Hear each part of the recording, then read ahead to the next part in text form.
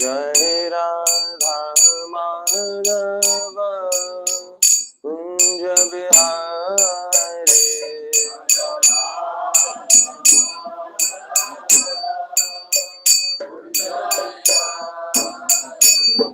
जय गोपी जन वल्लभ गिरिवर धारी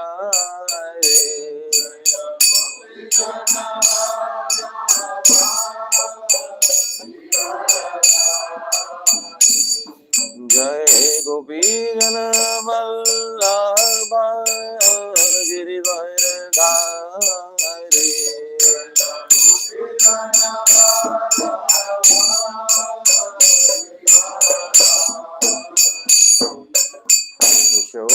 यशोदानंदन व्रज जन रंजन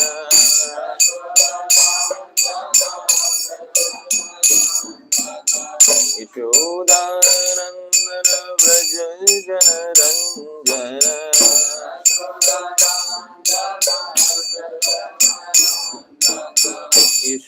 यशोदानंदन व्रज जन रंजन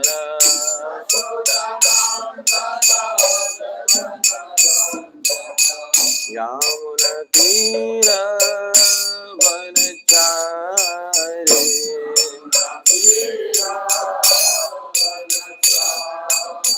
यामुना तीर वनचारे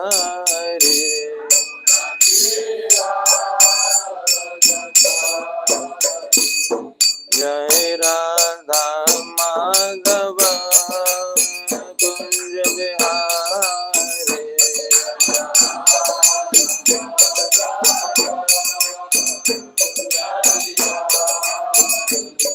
जय राधा माधव कुंज बिहारी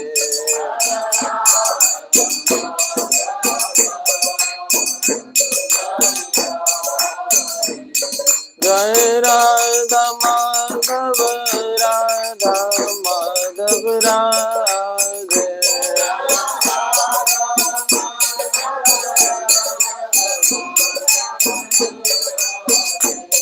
जय राधा गोविंद माधव राधा गोविंद माधव राधे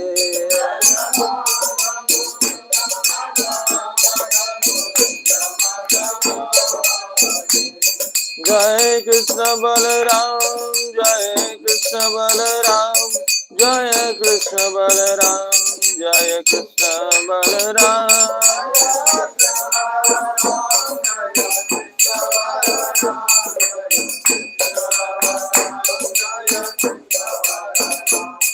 जय गौरनिताय जय गौरनिताय जय गौरनिताय जय गौरनिताय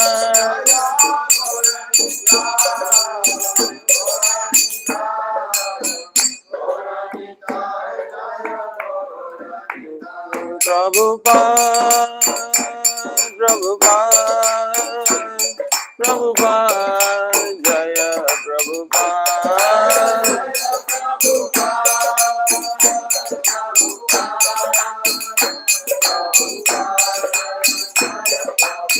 जय जय प्रभुपाद प्रभुपाद प्रभुपाद जय प्रभुपाद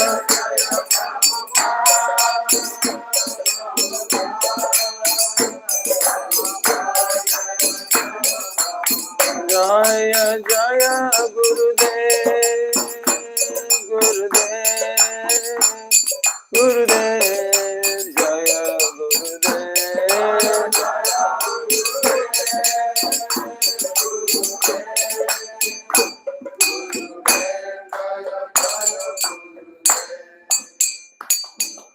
श्रील प्रभुपाद की अनंत कोटि वैष्णव वृंद की सीताराम लक्ष्मण भक्त हनुमान की ताई गौर प्रेमानंदे।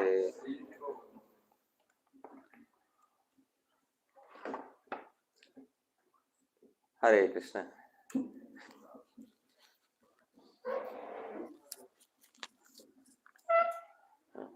Thank you very much, dear devotees, for kindly being present here today. Merci à tous, chers dévots, d'être là aujourd'hui. And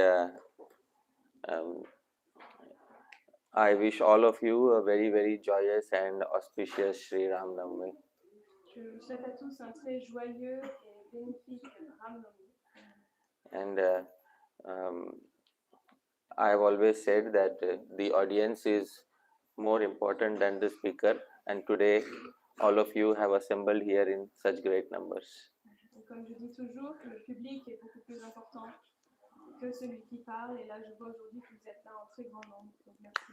And today we are going to discuss very special verses from Srila Rupa Goswami's Padyavali. Aujourd'hui nous allons parler de versets très particuliers de Rupa Goswami, de Padyavali. And these verses contain the very joyous pastimes of Shri Shri Radha Krishna.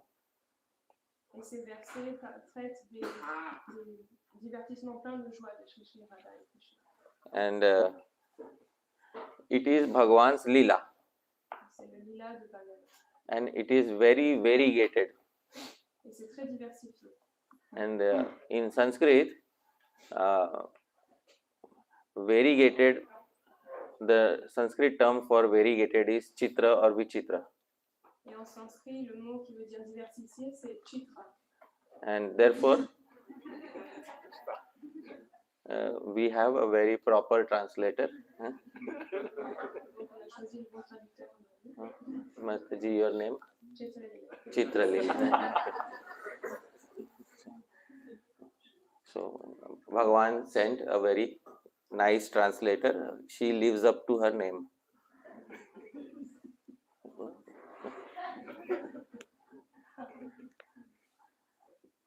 Everybody understood. So we will begin today's presentation with Mangalacharan, auspicious invocation. Donc nous allons commencer la présentation aujourd'hui avec le Mangalacharan. Om Ajnanatimirandhasya Jnananjanashalakaya Chakshurunmilitam Yena Tasmai Shri Gurave Namah. Shri Chaitanya Manobhishtam Sthapitam Yena Bhutale Soyam Rupa Kadamayyam Dadati Swapadantikam Vandeham Shri Guru Shri Yutapada Kamalam Shri Guru Vaishnavanscha Shri Rupam Sagrajatam Sahagana Raghunathanvitam Tam Sajivam Sadvaitam Savadhutam Parijana Sahitam Krishna Chaitanya Devam Shri Radha Krishna Padam Sahagana Lalita Shri Vishakhanvitamscha Namo Vishnu Padaya Krishna Presthaya Bhutale Srimate Bhakti Vedanta Swamin Niti Namine Namaste Saraswate Deve Gauravani Pracharine Nirvishesha Shunyavadi Paschatya Deshatarine Namo Mahavadanyaya Krishna Prema Pradayate Krishnaya Krishna Chaitanya Namne Gauratvishe Namah He Krishna Karuna Sindho Dina Bandho Jagatpate Gopesha Gopika Kanta Radha Kanta Namostute Tapta Kanchana Gaurangi Radhe Vrindavaneshwari Shabano Devi Pranamami Haripriya Vancha Kalpatarubhyascha Kripa Sindhubhya Evacha Patitanam Pavanebhyo Vaishnavebhyo Namo Namah Jai Shri Krishna Chaitanya Prabhu Nityananda Shri Advaita Gadadhara Shri Vasari Gaura Bhakta Vrinda Hare Krishna Krishna Krishna Hare Hare Hare Rama Srila Prabhupada की अनंत कोटि वैष्णव वृंद की निताय गौर प्रेमानंदे रामाय रामभद्राय रामचंद्राय वेदसे रघुनाथाय नाथाय सीताया pataya namah. My obeisances to Bhagavan Sri Ramchandra on his appearance day. J'offre mon hommage à Bhagavan Sri Ramachandra sur le jour de son avènement. Dear devotees, the topic that I'll be speaking upon today is personally very dear to me. Chers dévots, le sujet dont nous allons parler aujourd'hui est un sujet qui est très cher. When I started walking on this path of bhakti, I did not know what the end goal was. Lorsque j'ai commencé à marcher sur ce chemin de la bhakti, je ne savais pas quel était le but final.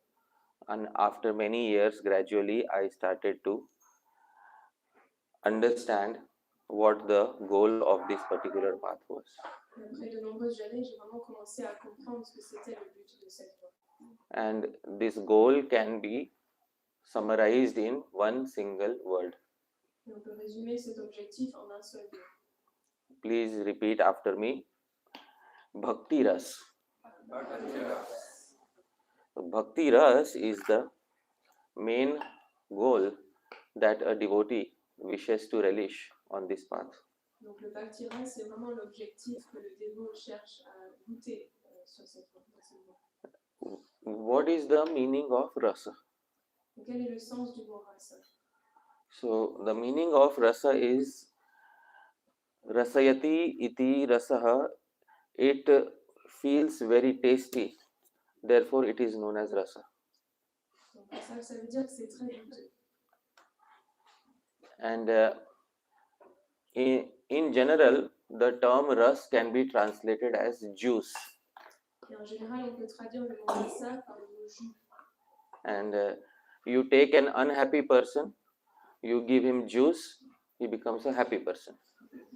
Si vous avez quelqu'un qui est pas très heureux, vous lui donnez du jus, il deviendra heureux. Each and every one of us, we like varieties of juices. Donc chacun d'entre nous, nous aimons tous les diverses sortes de jus. So please raise your hands. How many are big fans of mango juice? Levez la main si vous aimez le jus de mangue. Ras, dear devotees. This is known as ras Voilà ce que c'est le ras in the material world. dans le monde matériel. So similarly, there is a juice which gives happiness within the heart when we relish the pastimes of Bhagavan Shri Krishna. Donc de la même façon, il y a un jus qu'on peut goûter dans le cœur lorsqu'on arrive à se délecter des divertissements de Bhagavan Shri Krishna. And this is also known as rasa. Et ça s'appelle aussi rasa. And this rasa, it is capable of giving such enjoyment, such joy that the devotee will forget the material world. Et ce rasa est capable de procurer un tel plaisir que le dévot peut oublier le monde matériel. And therefore, our Acharya Sri Rupa Goswami named his main literature as Bhakti Rasa Amrit Sindhu. Et c'est pourquoi notre Acharya Sri Rupa Goswami, il a donné au titre de sa principale œuvre Bhakti Rasamrita Sindhu. So the term Bhakti Ras is the main focus of the main literature of our Gaudiya Vaishnava Parampara. Donc le Bhakti Ras, c'est le sujet principal de l'ouvrage principal de notre parampara. And this Bhakti Ras is what we Vaishnavas live for. Et ce Bhakti Ras, c'est ce pourquoi nous vivons en tant que Vaishnavas. In the Bhagavad Gita, Shri Krishna has described this material world using two adjectives. Dans le Bhagavad Gita, Krishna présente ce monde matériel en utilisant deux adjectifs. We know what are the two adjectives? Dukkhalayam Ashashvatam, which is it is full of misery and it is a temporary place. Donc ces deux adjectifs, c'est Dukkalayam Ashashvatam, plein de misère et temporaire. And therefore the acharyas have created a separate universe for us, which is the exact opposite. Et c'est pourquoi les acharyas ont créé pour nous un univers qui est complètement opposé. It's a separate universe. C'est un univers à part entière, séparé. It is Sukhalayam, full of happiness, and Shashvatam, permanent. Il est Shukalayan et Shashvatan, plein de joie et permanent. And once you dive into that universe, you would not want to come out again. Et une fois qu'on se plonge dans cet univers, on ne voudra plus en ressortir. So Sri Rupa Goswami is the principal acharya who explains this bhakti ras. Et donc Sri Rupa Goswami, c'est le principal acharya qui explique ce bhakti ras. Sri Rupa Goswami collected many verses related to the pastimes of Sri Sri Radha Krishna in his literature named Padyavali. Sri Rupa Goswami il a assemblé beaucoup de versets au sujet qui traitent des divertissements de Sri Sri Radha et Krishna dans son ouvrage qui s'appelle Padyavali. The term Padyavali means Padya Avali, series of poetry. Donc Padyavali, ça veut dire Padya Avali, c'est une série de poésies. And this poetry was not composed by Sri Rupa Goswami. It was composed by many devotees previous to Sri Rupa Goswami. Et donc ces poésies n'ont pas été composées par Sri Rupa Goswami, mais ont été composées par beaucoup de dévots avant lui. So whenever Sri Rupa Goswami would hear a very nice and sweet verse related to Sri Krishna, he would have only one chance to write it down. Donc dès que Rupa Goswami il entendait un très beau verset au sujet de Radha et Krishna, c'était sa seule chance de l'écrire. Because at that time there was no recording and you did not have paper and pen. You only had a bark leaf in order to write something down. Parce que cette époque, on n'avait pas les enregistrements, on n'avait pas de papier, des stylos, on avait juste de l'écorce pour écrire. So your memory was your best friend. Donc notre mémoire était le meilleur ami. So Sri Rupa Goswami, whenever he would hear a very nice verse, either he would note it down or he would commit it to his memory. Donc à chaque fois que Rupa Goswami entendait un beau verset, soit il l'écrivait, soit il le mettait dans sa mémoire sans papier. So he made a sweet collection of verses and named it Padyavali. Donc c'est comme ça qu'il a fait cette collection de versets qu'il a nommé Padyavali. So this is his assorted collection of sweets. Donc voici sa collection de douceur. How many of you have assorted collection of sweets? Combien d'entre vous ont une boîte de bonbons de sucreries assorties?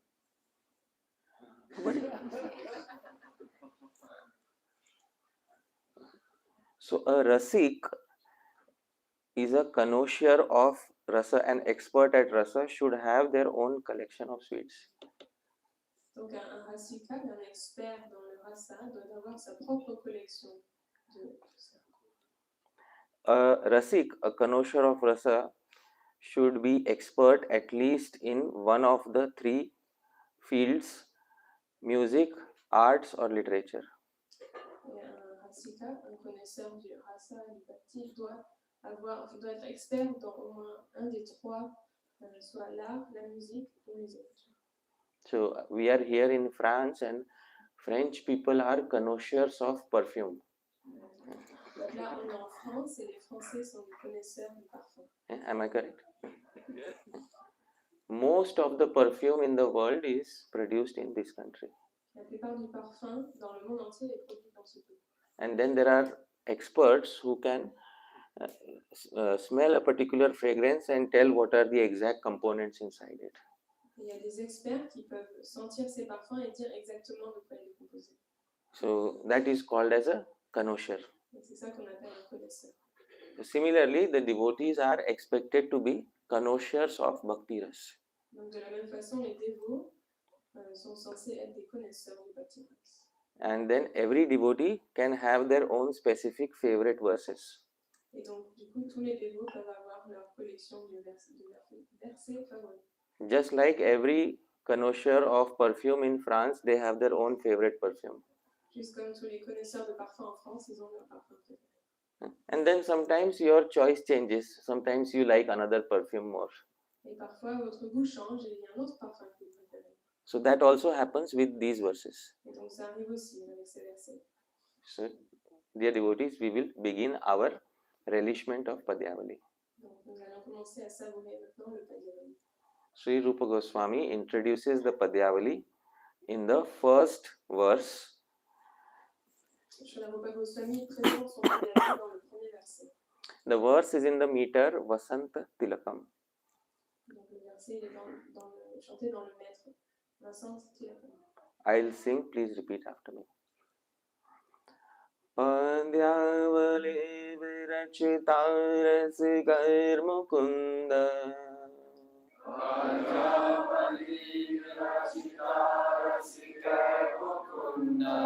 Padyavali virachita rasikar mukunda.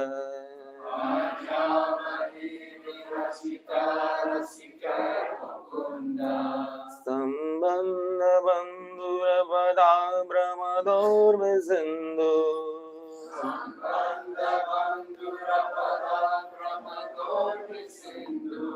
Ramya samasta tamasam namane gramena.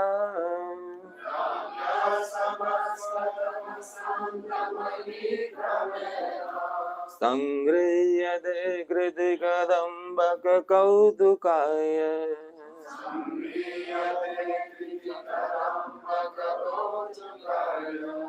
So this is the meter named Vasant Tilakam. Donc ce maître s'appelle Vincent Tilakam. So every meter has a different style of singing it. Donc tous les maîtres ont une façon différente de chanter. And most of the meters are named after ladies. Et la plupart d'entre eux sont nommés après des femmes. As I have said yesterday, Bhagavan invested most of the beauty in feminine gender. Et comme on disait hier, Bhagavan il a investi la plupart de la beauté dans le genre féminin. Bhagavan is most beautiful himself. Bhagavan c'est lui-même le plus beau. But he invested greater beauty in somebody else. Mais il a investi plus de beauté dans quelqu'un d'autre. Who is that entity? Oh, wonderful. So Bhagavan has eternally invested greater beauty in Sri Radha so that while looking at her, he can feel happy. Donc Bhagavan a investi éternellement plus de beauté dans la personne de Sri Radha pour que quand lui la regarde, il ait un plaisir illimité. When looking at her beauty, it is said, Lavanya Piyusha Pana Patra Itekshanam. When looking at her beauty, his eyes turn into lotus leaf like cups for drinking the nectar that falls from her face. Il est dit dans ce verset que lorsque Shri Krishna regarde Srimati Radharani, ses yeux deviennent comme des feuilles de lotus pour boire le nectar qui sort de son beauté. So, therefore, most of the beauty you will find also in Sri Rupa Goswami's literature is invested in the feminine gender. Et donc de la même façon, la plupart de la beauté qu'on a trouvée dans cet ouvrage de Rupa Goswami est dans le genre féminin. The name Padyavali is also feminine. Le mot Padyavali est aussi un mot féminin. So, Padyavali, the very first term he says, Padyavali, the name of my literature is Padyavali. Donc dans le premier mot de ce verset, il dit, le nom de l'ouvrage c'est Padyavali. Virachita, she has been composed by Rasikai, by connoisseurs of rasa. Elle a été composée par les Rasika, les connaisseurs du rasa. It has not been composed by Sri Rupa Goswami. He is only compiling it. Donc on rappelle, ça n'a pas été composé par Rupa Goswami, lui il a juste compilé. But you know, just as every connoisseur of rasa, once in a while he will also feel he wants to contribute a verse. Donc comme tout connaisseur de temps à autre, il a envie aussi lui de contribuer un verset. So most of the verses are from previous devotees. Once in a while you will find a sweet from Sri Rupa Goswami. Donc la plupart des versets ont été écrits par des dévots antérieurs à Srila Rupa Goswami, mais de temps en temps il y a un verset de lui aussi. And now he begins describing Padyavali. Et donc maintenant il commence à présenter ce que c'est le Padyavali. So the first term is Mukunda Sambandha Bandhura Pada. Big term. Donc le premier terme qu'il utilise c'est Mukunda Sambandha Bandhura Pada. So this term means that she has verses which are very sweet because they are related to Mukunda, Shri Krishna. Donc ça explique que Padyavali contient des versets d'une grande douceur parce qu'il parle de Mukunda. And then he says, Pramada Urmi Sindhu. She is an ocean of intoxicating joy. Ensuite, il dit elle est un océan de plaisir intoxicant. Sometimes you will start feeling intoxicated by experiencing the verses. Et parfois, vous allez vous sentir intoxiqué en découvrant ces versets. He says, Ramya, she is very sweet because she is very beautiful because you can sing her in different meters. Ensuite, il dit, Ramya, elle est magnifique parce que vous pouvez la réciter avec différents rythmes. And samasta tamasam damani, she will suppress all of your unhappiness. Et elle va éliminer toute votre souffrance. And he says, Kramena sangriyate, I am compiling it for all of you. Ensuite, il dit, je compile cet ouvrage pour vous. So it was compiled for all of you, dear devotees. Donc cet ouvrage a été compilé pour vous tous, chers dévots. So here is the translation. She has already done the translation, so you can have a look. Sri Rupa Goswami says this is the literature named Padyavali. Voici la traduction. Now, dear devotees, please raise your hands if you would like to dive into the universe of Padyavali. Donc, levez la main si vous voulez plonger dans l'univers de Padyavali. Oh, wonderful. So Sri Rupa Goswami says, oh, you want to take a photograph? Okay, sure. Please, here it is.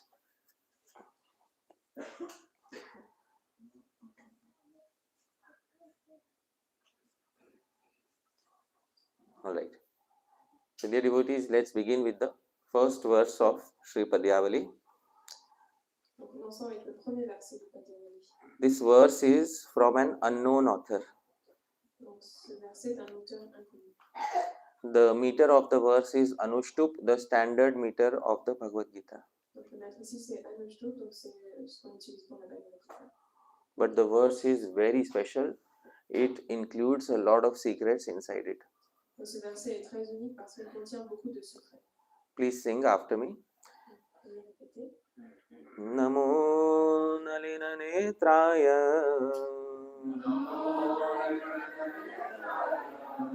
Venu Vadya Vinodine Radhadhar Sudha Pana Shailine Vanamaline. Dear devotees, every verse is like a painting, and we need to draw this painting on the canvas of our hearts. Donc, chacun de ces versets est comme une peinture. Il faut qu'on peigne ce portrait sur la toile de notre cœur. You see, every wall becomes beautiful because we put something on the wall. Donc, comme les murs deviennent beaux quand on met quelque chose dessus, quand on met une peinture dessus. And what makes a wall beautiful? Et qu'est-ce qui rend un mur beau? Please tell me. Painting. It's the painting which we hang on the walls to make the wall beautiful. Donc, ce sont les peintures qu'on accroche au mur qui rendent le mur beau. And in the temple, you will see in every direction there are paintings. Donc, dans cette salle de temple, vous pouvez voir dans toutes les directions il y a des peintures. Similarly, on the walls of our heart, we should hang some paintings. De la même façon, sur les murs de nos cœurs, il faut qu'on accroche des peintures. But we need to first draw them Mais d'abord, il faut qu'on les dessine. because nobody else will draw them for us. Personne ne va le faire pour nous. So let's draw a beautiful painting and try to hang it on the walls of the heart. Donc, faisons une belle peinture et essayons de l'accrocher sur le mur de notre cœur. Alright? Please sing after me. Namo Nalina Netraya Namo Nalina Netraya. There is alliteration of na. Donc aussi, on a une allitération de Dear devotees, please close your eyes and try to draw a painting. S'il vous plaît, fermez vos yeux et essayez de proposer cette peinture. Namo, I offer my obeisances unto Nalina Netraya, unto that personality who has lotus-like eyes. J'offre mon hommage à cette personne qui a des yeux pareils au lotus. Dear devotees, till now we have only drawn this part of the painting. Donc pour le moment, c'est la seule partie de la peinture que nous avons réalisée. Now the second part, please hear and repeat. Venu Vadya Vinodine.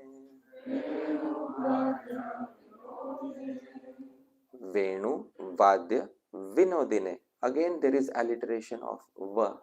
À nouveau, on a une allitération ici avec la syllabe va. Venu vadya vinodine. Vinodine, he takes great pleasure in Venu vadya, in slowly playing the flute. Donc cette ligne veut dire qu'il prend beaucoup de plaisir à jouer de la flûte très lentement. So dear devotees, you have to add that detail to the painting. Donc maintenant, ajoutez ce détail à votre peinture. And then dear devotees, Sri Rupa Goswami says, please repeat after me. Radha dhara sudha pana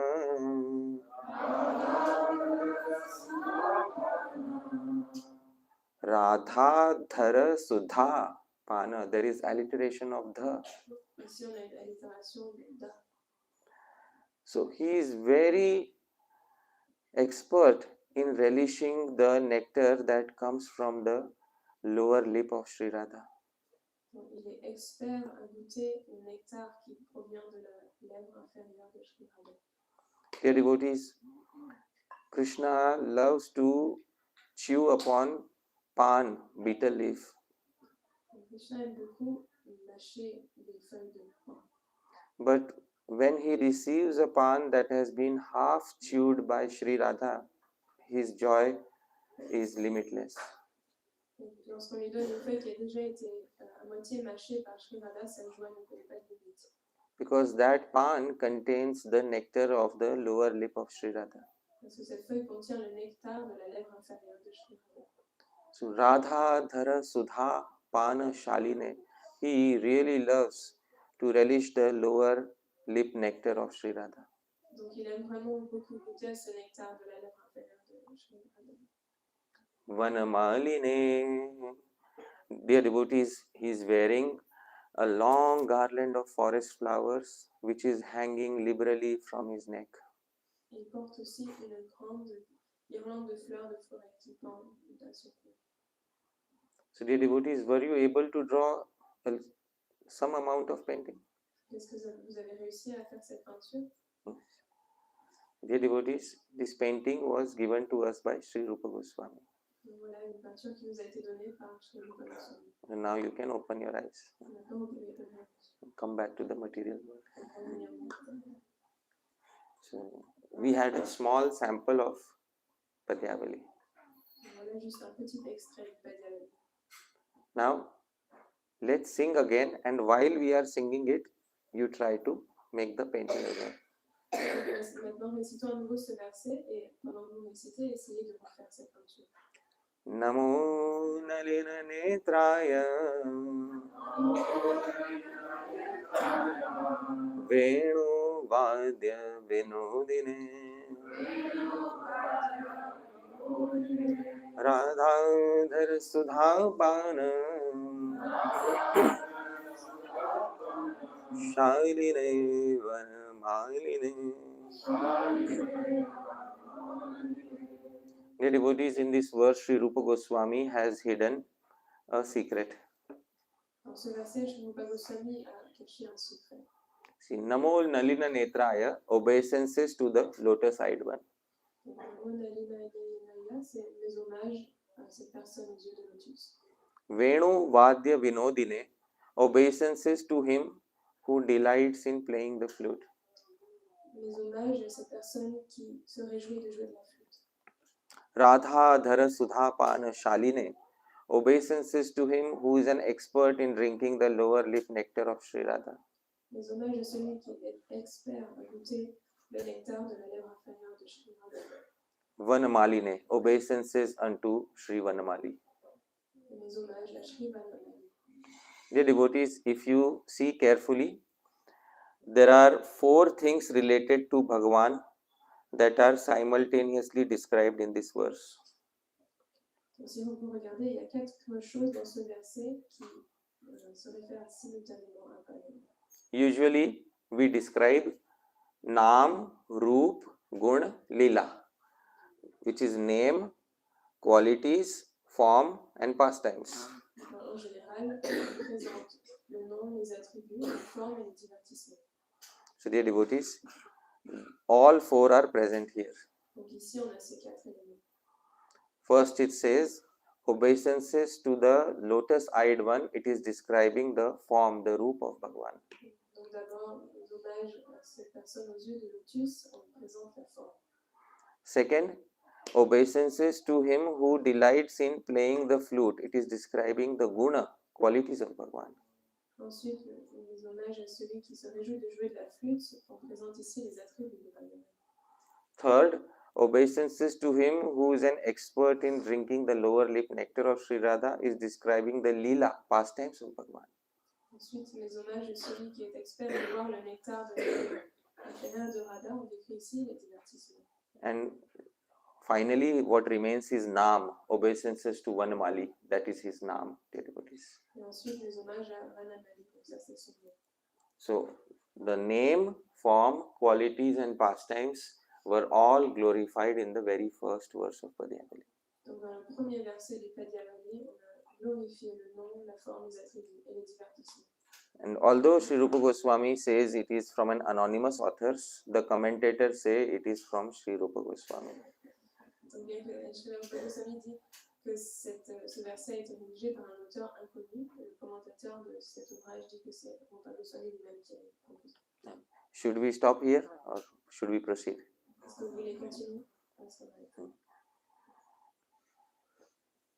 So, dear devotees, Sri Rupa Goswami specifies something about the abode of Vrindavan. Donc, Rupa Goswami fait une précision concernant le There is Goloka Vrindavan in the spiritual world. On a Goloka Vrindavan dans le monde spirituel. And when Krishna comes to the material world, it is called as Gokul Vrindavan. Et lorsque Krishna vient dans le monde matériel, c'est Gokul. So, there is Goloka Vrindavan and then there is Gokul. Donc il y a Goloka Vrindavan et Gokul. Gokul was manifested 5000 years ago. Gokul a été manifesté il y a 5000 ans. And between Goloka Vrindavan and Gokul Vrindavan is more special.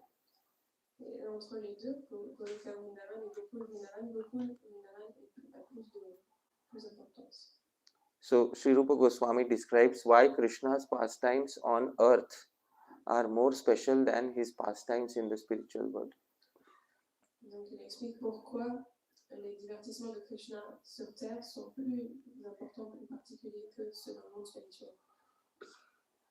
Yattu Goloka Namasya Taccha Gokula Vaibhavam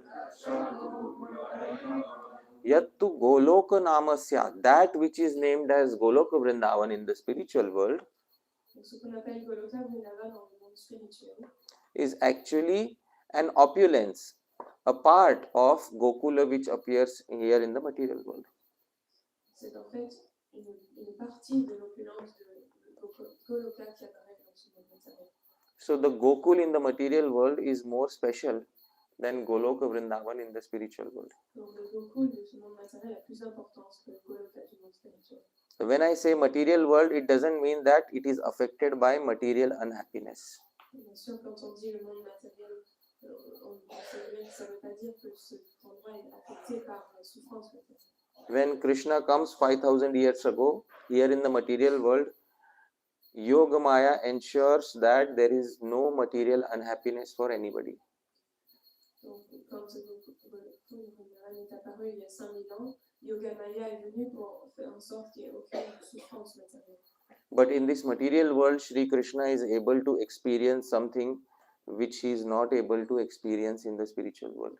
Et dans ce monde matériel, Shri Krishna goûte à quelque chose, fait l'expérience de quelque chose qu'il ne découvre pas dans le monde spirituel. In spiritual world, he is eternally sweet 16 years of age. Dans le monde spirituel, il a éternellement 16 ans. But in the material world, Sri Krishna goes from 0 to 16. Et dans le monde matériel, Krishna passe de 0 à 16. And there is great joy in growing up from 0 to 16. Il y a beaucoup de joie quand on grandit entre 0 et 16 ans. Not only for Sri Krishna, but also for his devotees. Pas seulement pour Shri Krishna, mais aussi pour tous ses dévots. So they see Sri Krishna growing up from 0 to 16. Donc ils peuvent voir Krishna qui grandit, qui passe de 0 à 16 ans. And so our acharyas, Sri Kavi Karnapur, describe the speciality of these pastimes. Donc notre acharya, Shri Karnapur, il présente pourquoi ces divertissements sont si particuliers. बाल्यादिलीला सुरनाशलीले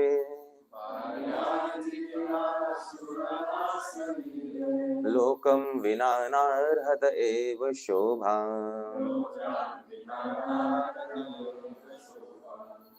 Lokam Vina, without earthly abode of Gokula, two pastimes cannot take place. Donc sans la présence de Gokula dans le monde matériel, il y a deux divertissements qui ne peuvent pas exister. The first is Krishna's Balya, childhood pastimes. Le premier, ce sont les divertissements balya, de l'enfance de Krishna. The pastime of growing up from 0 to 16. Le divertissement de sa transition de l'âge de 0 à 16 ans. Because in Goloka Vrindavan, Navayauvanam cha, he is always sweet 16. Parce que Goloka Vrindavan, Navayauvanam cha, il a toujours 16 ans. But in Gokula, he goes from 0 to 16. Mais à Gokul, il passe de 0 à 16 ans. And the second pastime is Asura Nash Lila, killing the demons. Et le deuxième divertissement, c'est Asura Nash Lila, c'est-à-dire l'entraînement. Are there any demons in the spiritual world? Est-ce qu'il y a des démons dans le monde spirituel? Please tell me. So, Sri Jiva Goswami explains that there are demons in the spiritual world. Sri Jiva Goswami explique qu'il y a en effet des démons dans le monde spirituel. Okay. Here is what Sri Jiva Goswami says. Voici ce que nous dit Sri Jiva Goswami. Asurastu न तत्र चेतना किंतु यंत्रमय तत्प्रतिमानिभा ज्ञेया. This is asuras too, demons, however, in Goloka Vrindavan, they are there but not chetana. They are not real demons. Donc dans le monde spirituel, il y a des asuras, mais ce ne sont pas des vrais asuras. Kintu yantramaya tat pratimaniba. They are mechanical replicas of the real demons. Ce sont des représentations mécaniques des vrais asuras. Yantra means machine. Yantra, ça veut dire machine.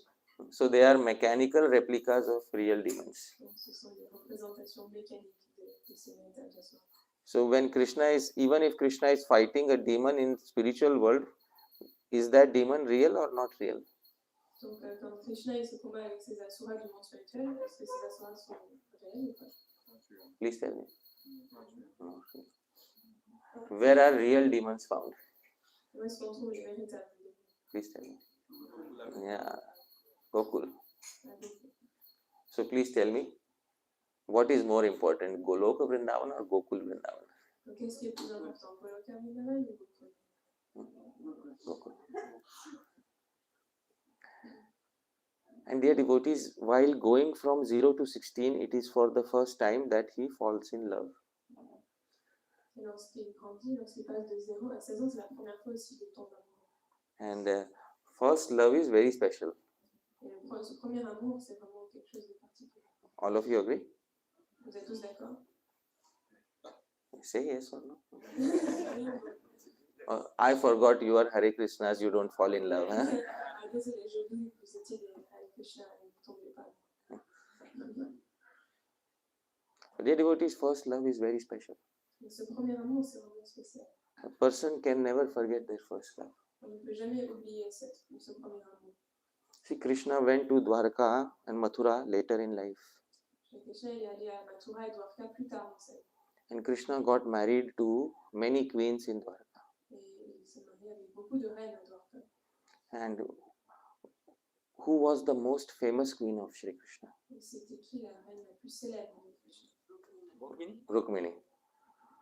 Rukmini's first love of life was Shri Krishna. Le premier amour de la vie de Rukmini, c'était Krishna. And she obtained the love of her life. Et elle a obtenu cet amour de sa vie. It was very special. C'était vraiment quelque chose de spécial.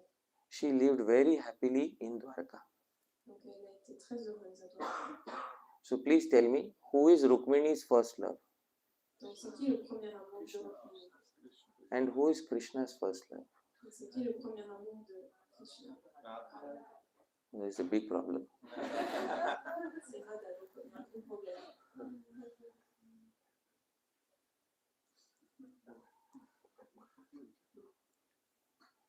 The path of love was never straightforward, it's always crooked.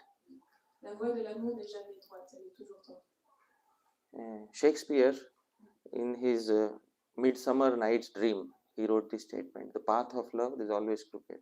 Donc Shakespeare, dans un de ses ouvrages, il a écrit ça, la voie de l'amour est toujours tordue. In his drama Midsummer Night's Dream.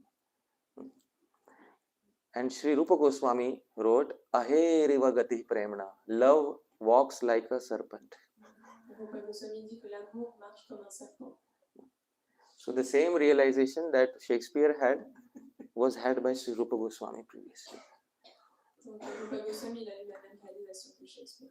So Bhagavan brings connoisseurs of rasa together in the same place. Donc Bhagavan, il regroupe des connaisseurs de rasa au même endroit. So dear devotees, love never moves in a straightforward way. Donc chers dévots, l'amour n'avance jamais dans une ligne droite. And it is relishing these feelings of love that we devotees feel extreme joy. Donc c'est en goûtant ces sentiments d'amour que nous, dévots, on peut goûter une grande joie. One time, Sri Rupa Goswami introduced a devotee to Sri Chaitanya Mahaprabhu. Un jour, Rupa Goswami a présenté un autre dévot à Sri Chaitanya Mahaprabhu. This devotee's name was Sri Raghupati Upadhyay. Et ce dévot, c'était Sri Raghupati Upadhyay. And when Chaitanya Mahaprabhu met Raghupati Upadhyay, the first question he asked him is, please tell me something about Krishna. Et lorsque Sri Chaitanya Mahaprabhu a rencontré Sri Raghupati Upadhyay, la première chose qu'il lui a demandé, c'est dis-moi quelque chose au sujet de Krishna. Dear devotees, one day somebody will also introduce us to Chaitanya Mahaprabhu.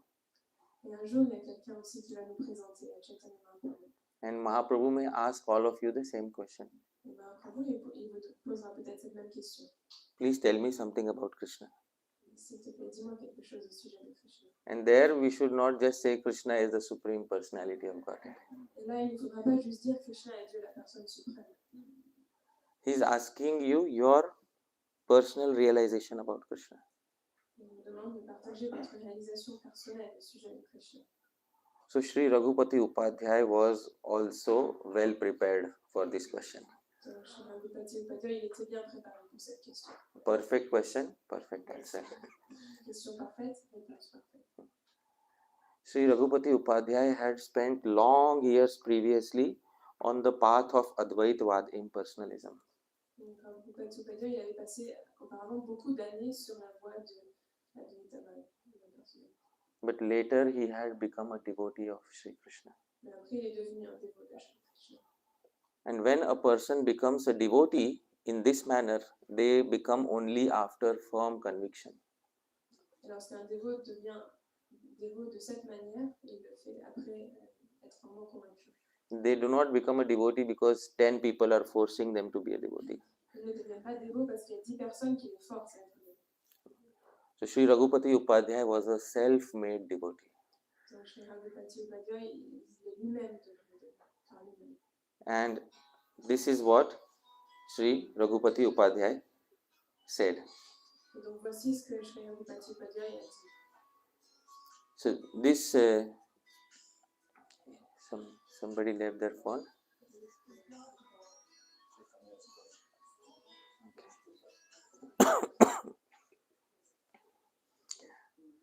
Before we see Raghupati Upadhyay's verse, I would like to show another verse. En fait, avant de lire le verset de Sri Raghupati Upadhyay, j'aimerais vous montrer un autre verset. See, I am not a rasik like Raghupati Upadhyay, Parce que moi, je ne suis pas un rasika comme Raghupati Upadhyay. but I wrote a verse on mobile phones.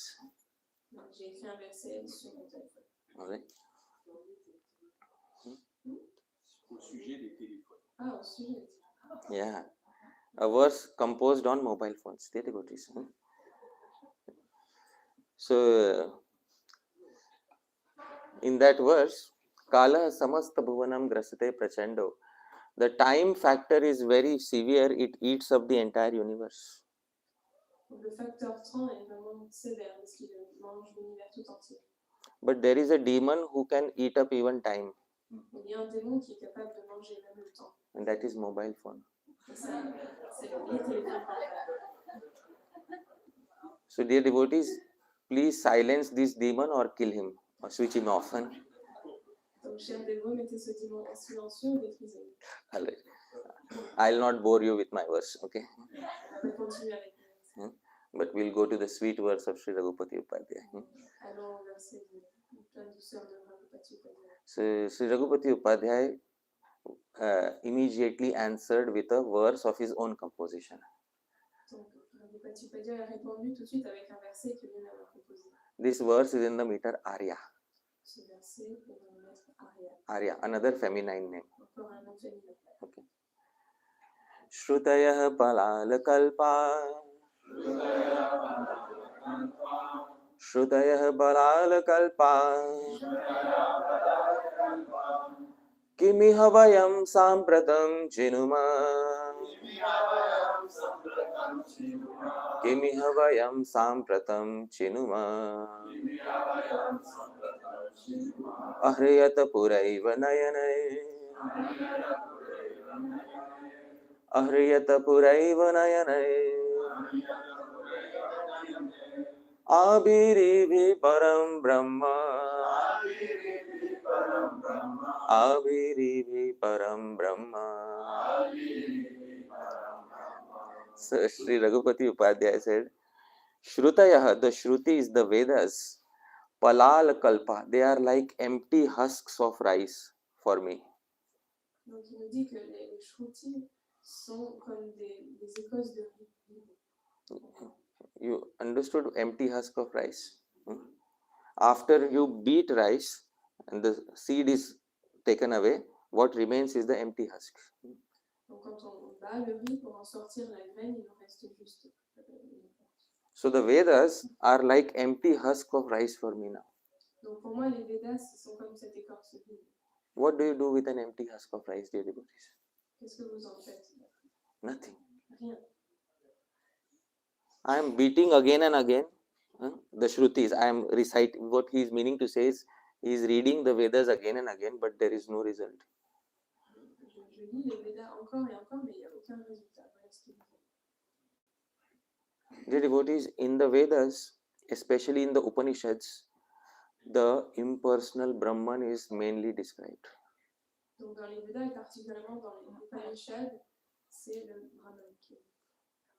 So by beating the Vedas, by reciting the Vedas, I should have gotten the seed of Brahman.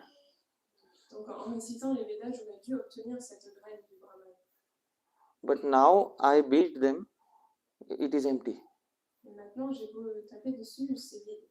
So he says, Kimiha vayam chinuma. Now what should I do by beating this empty husk? Donc maintenant, qu'est-ce que je vais pouvoir obtenir de là, tout ça? So question is, where did the seed go? Donc la question, c'est où est passée la graine? He says, Ahriyata puraiva nayanair abhiribhi param brahma.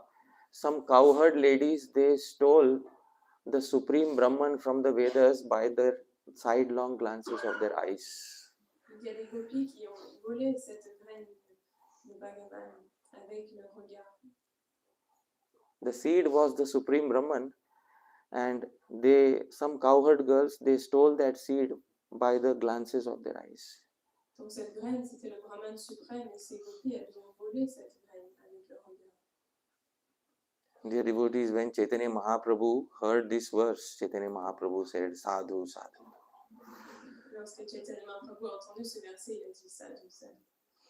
If such an impersonalist can become such a devotee, wow, all glories to Bhakti Ras. Toute gloire au Bhakti Ras si un personnaliste peut devenir un grand dévot comme ça. In those days, there were no big institutions of devotees. À cette époque, il n'y avait pas des institutions de dévots. So, if somebody would be a devotee, perhaps they would be the only devotee in their entire village.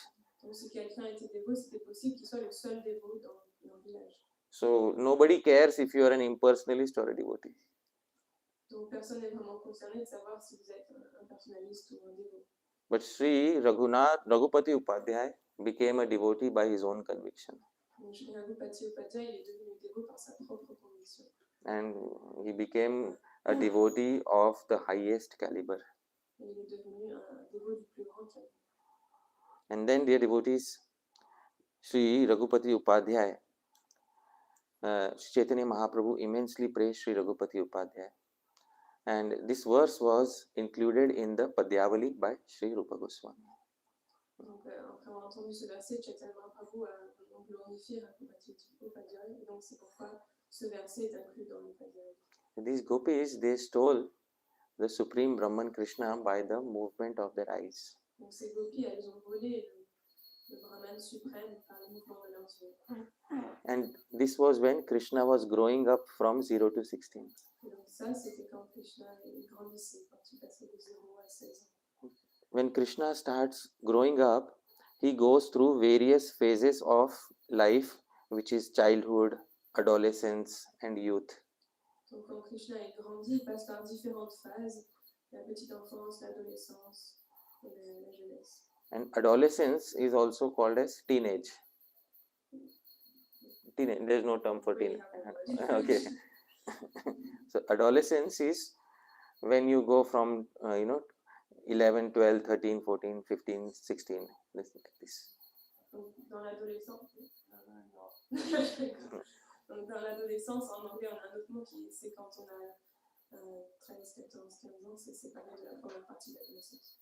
So when Krishna was growing up, suddenly something within his heart started changing. Donc quand Krishna a commencé à grandir, il y a quelque chose dans son cœur qui a commencé à changer. Suddenly he started experiencing some attraction for somebody very special in Vrindavan. Il a commencé à ressentir une attraction pour quelqu'un de très spécial à lui. He had never felt this before. Il n'avait jamais senti ça auparavant. He wanted to speak to her directly. Il voulait lui parler directement. He's also a little shy. Mais il était aussi un petit peu timide. And she is extremely shy. Et elle est très timide. So he wants to speak freely to her, but he is unable to speak. Donc il veut lui parler librement, mais il n'arrive pas à parler. Also, society is a big obstacle in both of them speaking to each other. Et aussi la société, c'est un gros obstacle pour qu'ils puissent se parler. Previously, even if in the material world, if girls and boys would fall in love with each other, they would not be able to speak so freely to each other. Avant, même dans ce monde matériel, si un garçon et une fille tombaient amoureux, ils ne pourraient pas parler librement l'un avec l'autre. Nowadays, that is all destroyed. Maintenant, ça c'est tout détruit. Because now if a boy likes a girl, he can immediately look her up on the internet, and in 10 minutes he will come to know what she likes, what she doesn't like, and in 10 minutes he will say, nah, I don't like her. Et maintenant, si un garçon est attiré par une fille, il peut tout de suite regarder son profil sur internet, regarder, savoir en 10 minutes tout ce qu'elle aime, ce qu'elle n'aime pas, puis décider non en fait, je n'aime pas. Previously, in order to say that I don't like her, Avant, pour pouvoir dire je n'aime pas, je ne l'aime pas, you had to get married. il fallait se marier.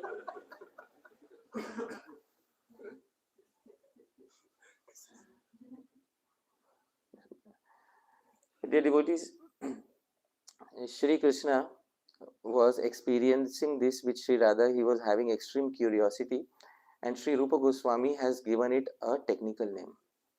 Lorsque Shri Krishna faisait cette expérience avec Shri Radharani, ce nouveau sentiment qui a incité sa curiosité, Rupa Goswami a donné un nom à ce sentiment. So this is called, please repeat, Purvarag. C'est ce qu'on appelle Purvarag. Purvarag is when both of them want to meet each other, but because of society, because of shyness, they are not able to freely meet each other. Donc, lorsque les deux veulent se rencontrer, mais qu'à cause de la société ou de leur timidité, ils ne peuvent pas, ça s'appelle Purvarag. Srila Prabhupada quotes the verse for Purvarag in his commentary to Chaitanya Charitamrita. Srila Prabhupada, il cite ce verset sur le Purvarag dans son Chaitanya Charitamrita. Ratirya sangamat purvam darshana shravanadija tayorunmilati pragyai purvaragah sa uchyate. this translation is by Srila Prabhupada. Donc cette traduction, elle est écrite par Srila Prabhupada.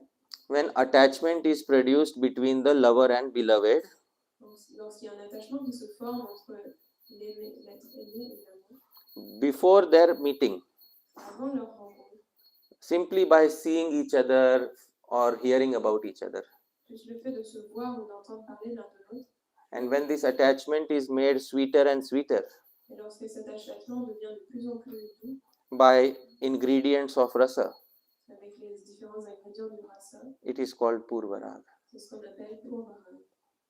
So Sri Krishna was experiencing this attachment towards Sri Radha, Donc Shri Krishna faisait l'expérience de ce Purvarag envers Shri Radha. and Sri Radha was also experiencing the same. Et Shri Radha faisait cette même expérience. Dear devotees, at one point of time, Sri Radha was walking on the banks of the Yamuna, Et à un moment donné, Shri Radha marchait sur les berges de la Yamuna. and suddenly she saw under a tamal tree on the banks of the Yamuna this particular person playing the flute in his threefold bended form. Et soudain, elle a aperçu sous un arbre, Tamal, cette personne pliée en trois endroits en train de jouer de la flûte. And she was glancing at him from a corner. Et elle le regardait du coin de l'œil. And suddenly he looked at her and gave her a crooked glance. Et d'un coup, lui aussi, il l'a regardée avec un regard un petit peu détendu. She was so shy, she ran away. Mais elle était tellement timide qu'elle est partie en courant. And she came home and something was not right in her heart. Elle est rentrée chez elle, mais il y avait quelque chose dans son cœur qui n'était pas comme il faut. She is not able to do any household work. Elle n'arrivait plus à faire ses tâches ménagères. So the friends are asking, what happened? Et ses amis lui demandent qu'est-ce qui s'est passé. So initially she will not tell anything. Et donc au début, elle ne disait rien. She herself doesn't know what is happening. Elle ne savait même pas ce qui lui arrivait. Lalita and Vishaka ask again. Donc Lalita et Vishaka lui redemandent. So then she reveals her heart. Et donc là, elle révèle son cœur. This verse is in the meter Vasanta Tilakam. Ce verset est aussi dans le méthode. Vasanta Tilakam. Indi Barodar Sahodar Medura Shri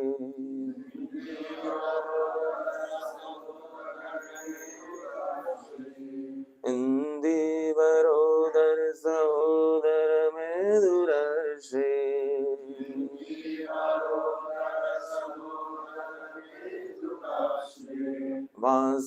Vasudravadganaka Vrindane Bandadana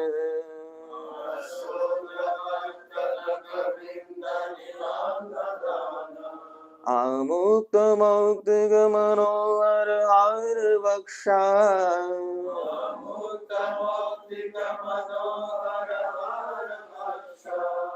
Koyam Yuva Jagadanangamayam Karote.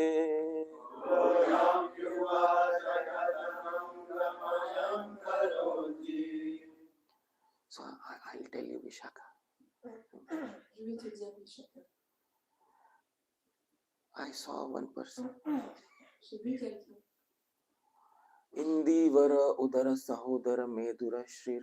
His body was as soft as a blue lotus. Son corps était aussi doux qu'un lotus bleu. And it was such a beautiful color, I can't describe it to you. Il était d'une couleur tellement magnifique que je ne peux même pas te la décrire. Vaso Dravat Kanaka Vrindanipam.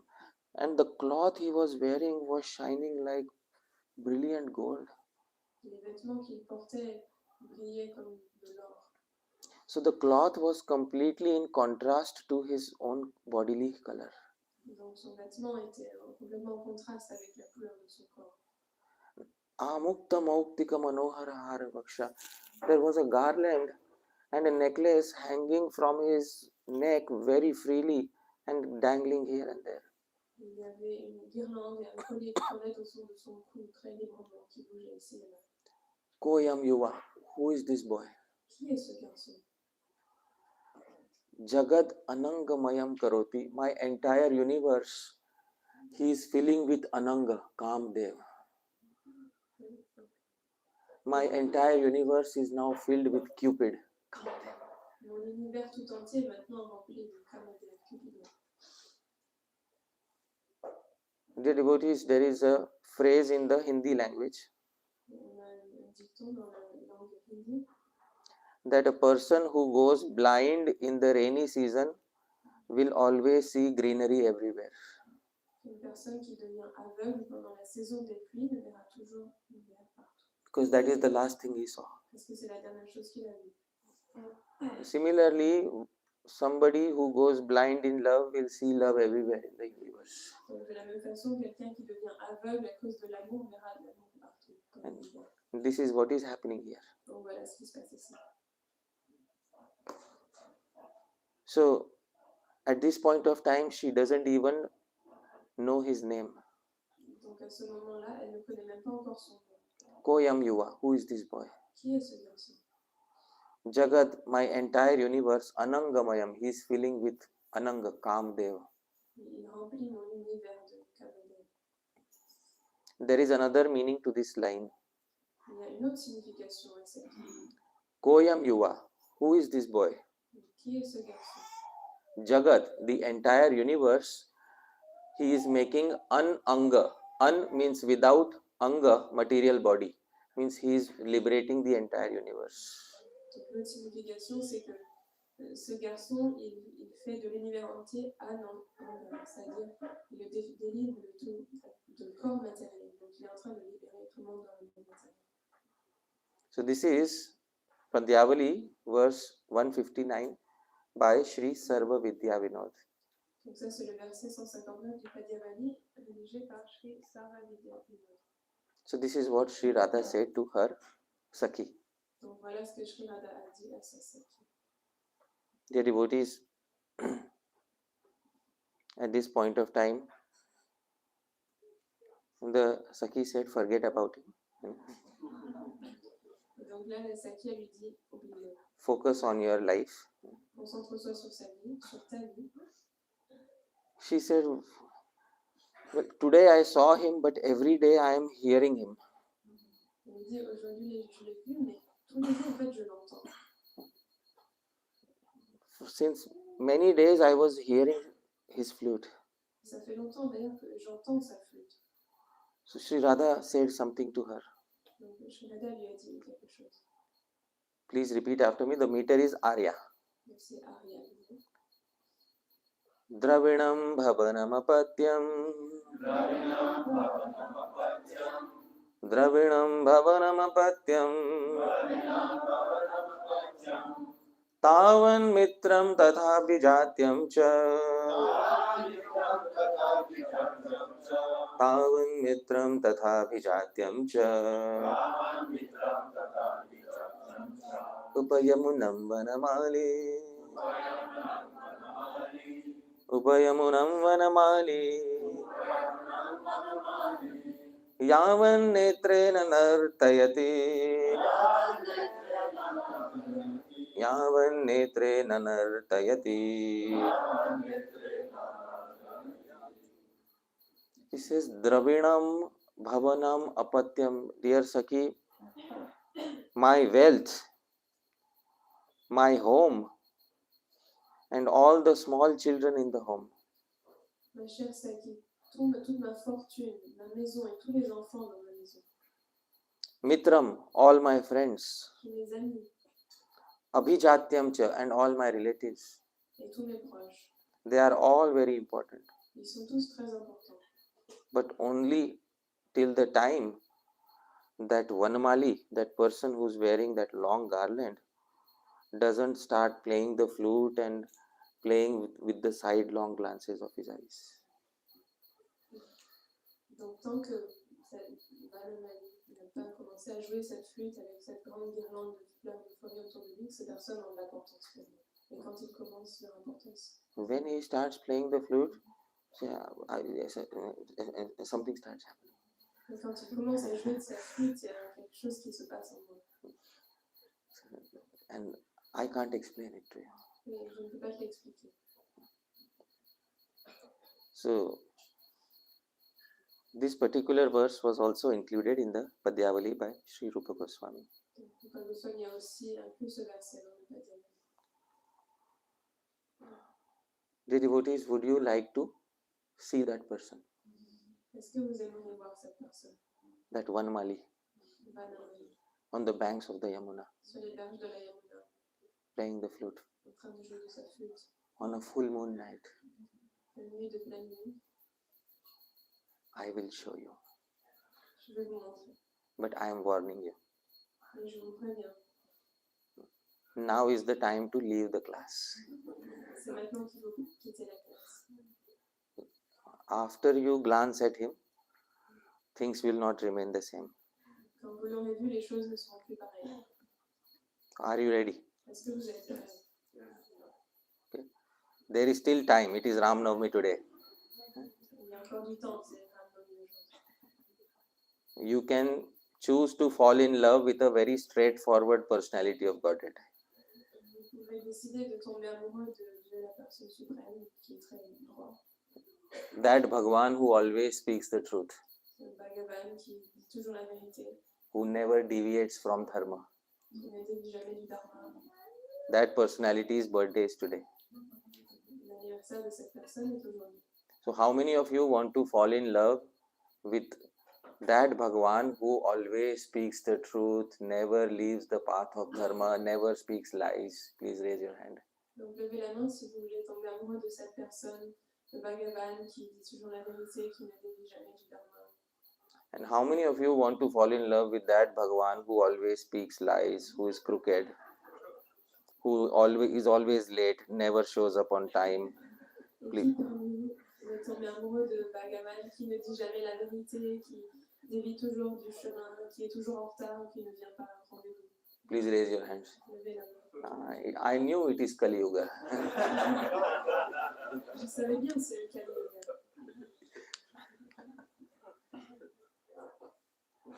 All you brainwashed Hare Krishnas. Vous avez tous passé un lavage de cerveau. Hare Krishna. Your leader Chaitanya Mahaprabhu brainwashed you. Huh? C'est votre Chaitanya Mahaprabhu qui vous a lavé le cerveau. Anyways, you have made the choice. Huh? Donc, vous avez fait votre choix. So you are responsible for the consequences. Donc vous êtes maintenant responsable des conséquences. Alright? This is a verse in the meter, Shardul Vikriditam. Okay, I'm sorry. This is a verse in the meter, Voici un verset pour le principe avec le maître. Shardul Vikriditam. Alright? Satyam jalpasidusaha galagira, Satyam kulam nirmalam. Satyam jalpasidusaha galagira, Satyam kulam nirmalam. Satyam nishkarunopyayam sachara, Satyam sudure sare. Satyam nishkarunopyayam Satyam sudure sare. Tat sarvam saginismarami jhatiti, Shrotadidhir jayate. Sarvam sakinismarami jhatiti, Shrotadidhir Chedunmada mukunda manju murali, Niswana ragodgate. Chedunmada mukunda manju murali, Niswana ragodgate. So Vishaka said, why do you go to Yamuna? Stop going. Chacun dit, mais pourquoi tu vas à la Yamuna? Pourquoi tu retournes? Stay at home. Reste à la maison. Don't go. On n'y va pas. Satyam jalpasi. Vishaka, you are speaking the truth. Et chacun, tu dis la vérité. Dussaha khalagira. When I leave my home, my elders, they are giving me harsh taunts. Quand je pars de chez moi, mes aînés me lancent des pics. Where are you going in this evening? Où est-ce que tu vas ce soir? I agree. Their words are very harsh. I should not go. Je suis d'accord, leurs paroles sont très blessantes, je ne vais pas y aller. Satyam kulam nirmalam. You are correct. I am born in a very prestigious family. I should not head out to see a stranger at night. Tu as raison, je suis née dans une famille très prestigieuse, alors je ne devrais pas sortir pour aller voir un inconnu pendant la nuit. Satyam Vishaka, you are correct. Nishkarunopyayam. This person on the bank of Yamuna is very cruel. Vishaka, tu as raison, cette personne sur les berges de la Yamuna est très cruelle. Very crooked person. Crooked. Personne très tendue, caractère tendu. Crooked. There is no term for crooked? Oh, French are very straightforward people.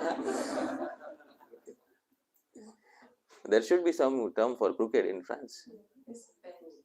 Okay. A very crooked person is. Cette personne vraiment tendue.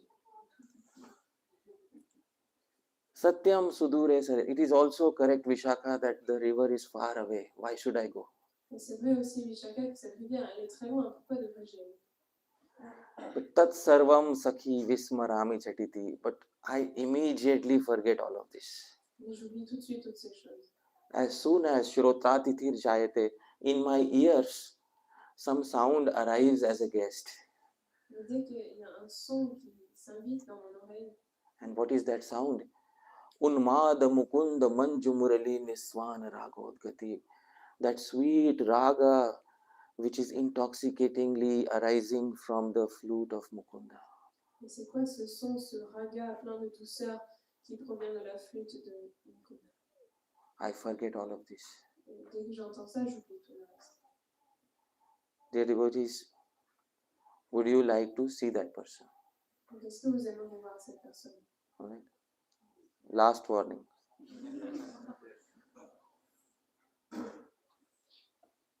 Look here, dear devotees.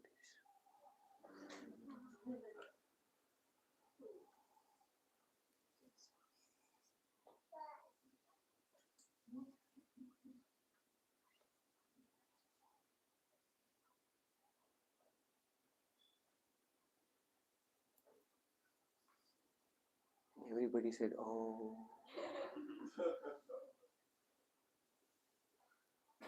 Now there is no going back. Maintenant, on ne peut plus faire demi-tour. In the middle of the night, he comes out of the Yamuna. Au milieu de la nuit, il sort de la Yamuna. His entire body is drenched in the waters of the Yamuna. Son corps tout entier est mouillé des eaux de la Yamuna. Droplets of water falling from his hair. Il y a des gouttelettes d'eau qui tombent de ses cheveux. He ties his hair and puts a peacock feather. Il attache ses cheveux et met une plume de pan.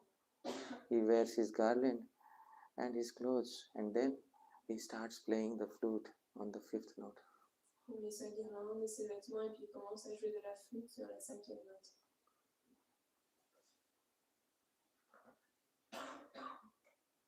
Many of you have closed your eyes.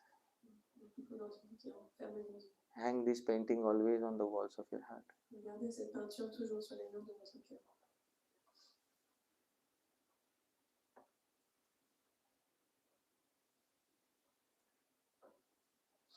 So when you said, oh, dear devotees, you were touched by something. Donc vous avez dit, oh, il y a quelque chose qui vous a touché. Sri Rupa Goswami says, this oh is the emotion of wonder, ascharya. Donc Sri Rupa Goswami dit que ce oh, c'est l'émotion de l'émerveillement. Ascharya, Ascharya, wonder. l'émerveillement. And he calls it ascharya ras. Ils appellent ça Ascharya ras. So many of you were touched by a small fragment of ascharya ras. Donc beaucoup d'entre vous ont été touchés par un petit fragment de cette Ascharya ras. When this ras will increase, the hairs on the end will stand up. Et lorsque ce ras s'accroîtra, les poils de votre corps se dresseront. Perhaps some of you felt hair standing on end. Peut-être que vous avez déjà ressenti ça. And when it will further increase, there will be tears. Et quand ce sentiment s'accroîtra davantage, il y aura des larmes. But know that today you were touched by a small fragment of rasa. Mais sachez qu'aujourd'hui, vous avez été touché par un petit fragment de rasa.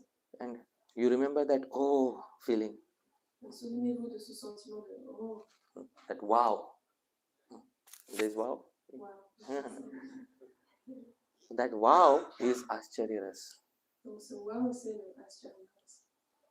And this rasa is something which is not of the material world. Et ce rasa n'est pas quelque chose du monde matériel. In the Bhakti Rasamrit Sindhu, Sri Rupa Goswami says that rasa is himself Krishna. Dans le Bhakti Rasamrita Sindhu, Rupa Goswami dit que le rasa, c'est Krishna lui-même. So please raise your hands. How many of you felt wow? Donc levez la main. Est-ce que vous avez ressenti ce wow? So those of you who felt that feeling of wow, you were touched by rasa. Donc ceux d'entre vous qui ont ressenti ce sentiment de wow, vous avez été touchés par le rasa. You were touched by Bhagavan himself. Vous avez été touchés par Bhagavan lui-même. Because raso vaisaha, Bhagavan is rasa himself. Parce que Bhagavan est le rasa lui-même. So dear devotees, I will pause my speech here. Donc on va s'arrêter là And we will continue in the evening. et on continuera ce soir. How many of you wish to relish more paintings? Est-ce que vous voulez savourer plus de peinture? Oh, wonderful. Please come in the evening. Donc revenez ce soir. I will leave you with this painting. Je vous laisse avec cette peinture. Right? The crooked paths of prema have begun. Le chemin tordu du prêtre ont commencé. Thank you very much. Hare Krishna. Merci beaucoup. Lieutenant Prabhu, any time for Q&A? Oh my God. yeah, we can go ahead.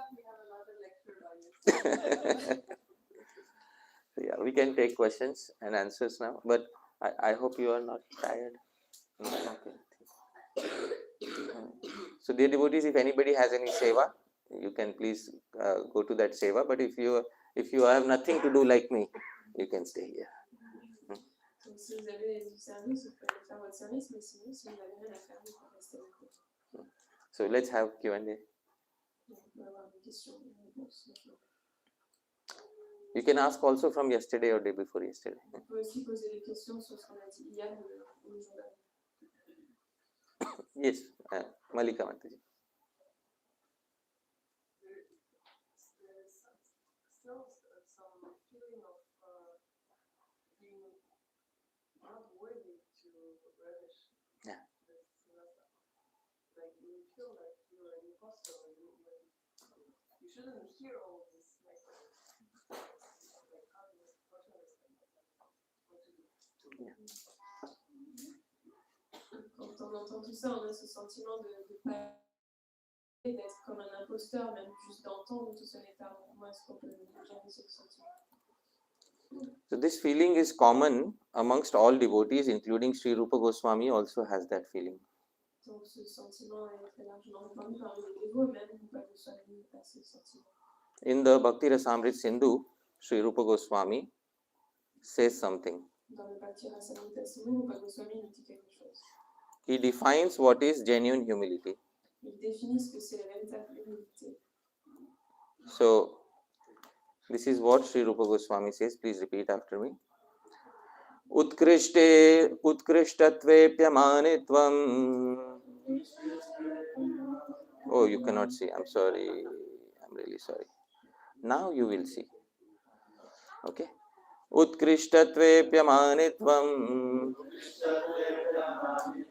Kathita manashunyata. Sri Rupa Goswami defines what is humility. Donc Srila Rupa Goswami définit ici ce que c'est l'humilité. Utkrishtatvepi, although you have very high qualification. Même si vous avez beaucoup de qualifications. Amanitvam, you feel I do not have high qualification. Vous pensez, je n'ai pas de qualifications. That is what is called as humility. Voilà ce qu'on appelle l'humilité. So you have been practicing since many years. Donc ça fait de nombreuses années que vous pratiquez. You have practiced the limbs of bhakti for many years. Ça fait des années que vous pratiquez les différents angles du bhakti. Are you qualified? Est-ce que vous êtes qualifié? Yes or no? So you fulfill the definition. Donc, vous remplissez les conditions de la définition. Still you consider you are not qualified. Parce que vous considérez encore que vous n'êtes pas qualifié. So, my Shiksha Guru, Srila Gaur Govind Maharaj said, disqualification is the qualification. Donc, mon Shiksha Guru, Shri Guru Govind Maharaj, dit que le manque de qualification, c'est ça la qualification. So, do you feel disqualified? Est-ce que vous vous sentez toujours disqualifié? Yes. Oui, c'est bien. So, welcome to the club Bienvenue of disqualified people. au club des personnes disqualifiées. So, you will constantly feel like that. Donc, on va toujours se sentir comme ça. And it is this feeling of disqualification which keeps us like this. Et c'est ce sentiment d'être disqualifié qui nous garde comme ça. Because a person who is qualified will not be like this. Parce qu'une personne qualifiée n'aura pas les mains comme ça. He will be like this. Il sera comme ça. So, how do you wish to be in spiritual life? Like this or like this? Donc, comment est-ce que vous voulez être dans votre vie spirituelle? Please raise your hands and how do you wish? This is like that. So, how many want to be like this? Combien veulent être comme ça? Yeah. So, you are in the same boat as all of us. Donc, on est tous dans le même bateau. Okay. Yes. Anybody else? Okay. We'll go Prabhu. Yes. Then welcome to. Yes. I believe that in India, most people they appreciate more the rasa or the feelings in the Ramayana Sitaram than in Krishna Lila, Lila Krishna. So that means that these two different feelings should be incompatible, or is it possible to include the feelings for Sitaram pastimes within Krishna consciousness? Okay. Donc, j'ai l'impression qu'en Inde, il y a beaucoup plus de personnes qui ont ce sentiment d'attraction pour Ram et Sita, plus que pour Radha et Krishna. Donc, est-ce que ça veut dire que ces deux choses sont incompatibles ou est-ce que c'est possible d'inclure les sentiments pour Ram et Sita dans Radha et Krishna, dans la conscience? It is a fact that the Ramayana is full of rasa. Donc, le Ramayana est aussi plein de rasa. The predominant rasa in Ramayana is Karuna rasa, piteousness. Donc, le rasa dominant dans le Ramayana, c'est la pitié. The Ramayana begins with Karuna rasa. Valmiki sees a dead bird and curses the hunter. Donc, le Ramayana il commence par ce Karuna rasa. Valmiki voit un oiseau mort et il maudit le chasseur. And that is how the Ramayana begins. Et c'est comme ça que le Ramayana commence. In the beginning, there is Karuna rasa. Dashrath does not have any sons. He is in pity. Et au début, encore une fois, Dasharatha n'a pas de fils, donc il est dans un état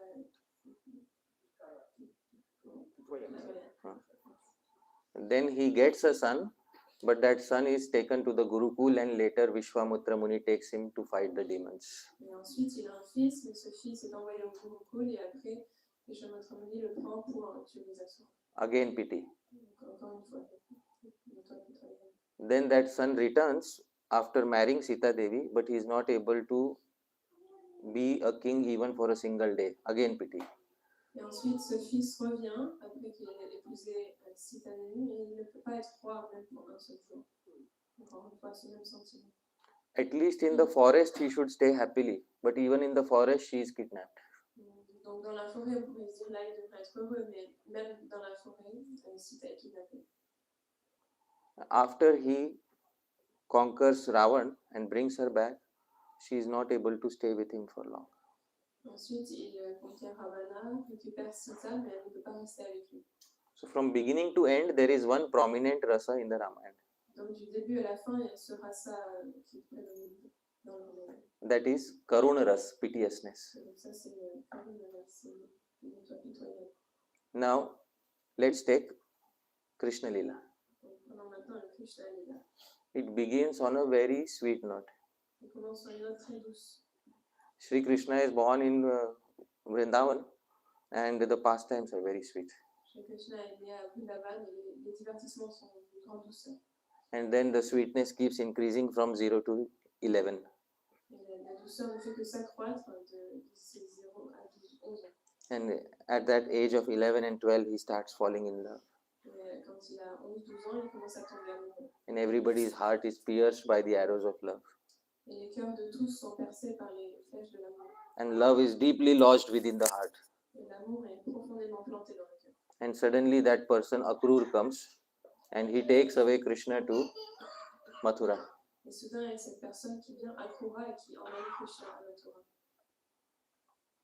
And dear devotees, it is like pulling out an arrow which is deeply lodged within the heart.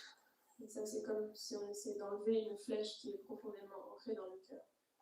And he goes with the promise that I will come back. Et il s'en va avec cette promesse qu'il reviendra. But did you fall in love with a straightforward Bhagwan or a crooked Bhagwan? Mais est-ce que vous êtes tombé amoureux du Bhagavan qui est droit ou du Bhagavan qui est tordu? Tell me. So does he fulfill his promise? Donc, est-ce qu'il répond à sa promesse? Forget about coming back from Mathura, he goes further away to Dwarka.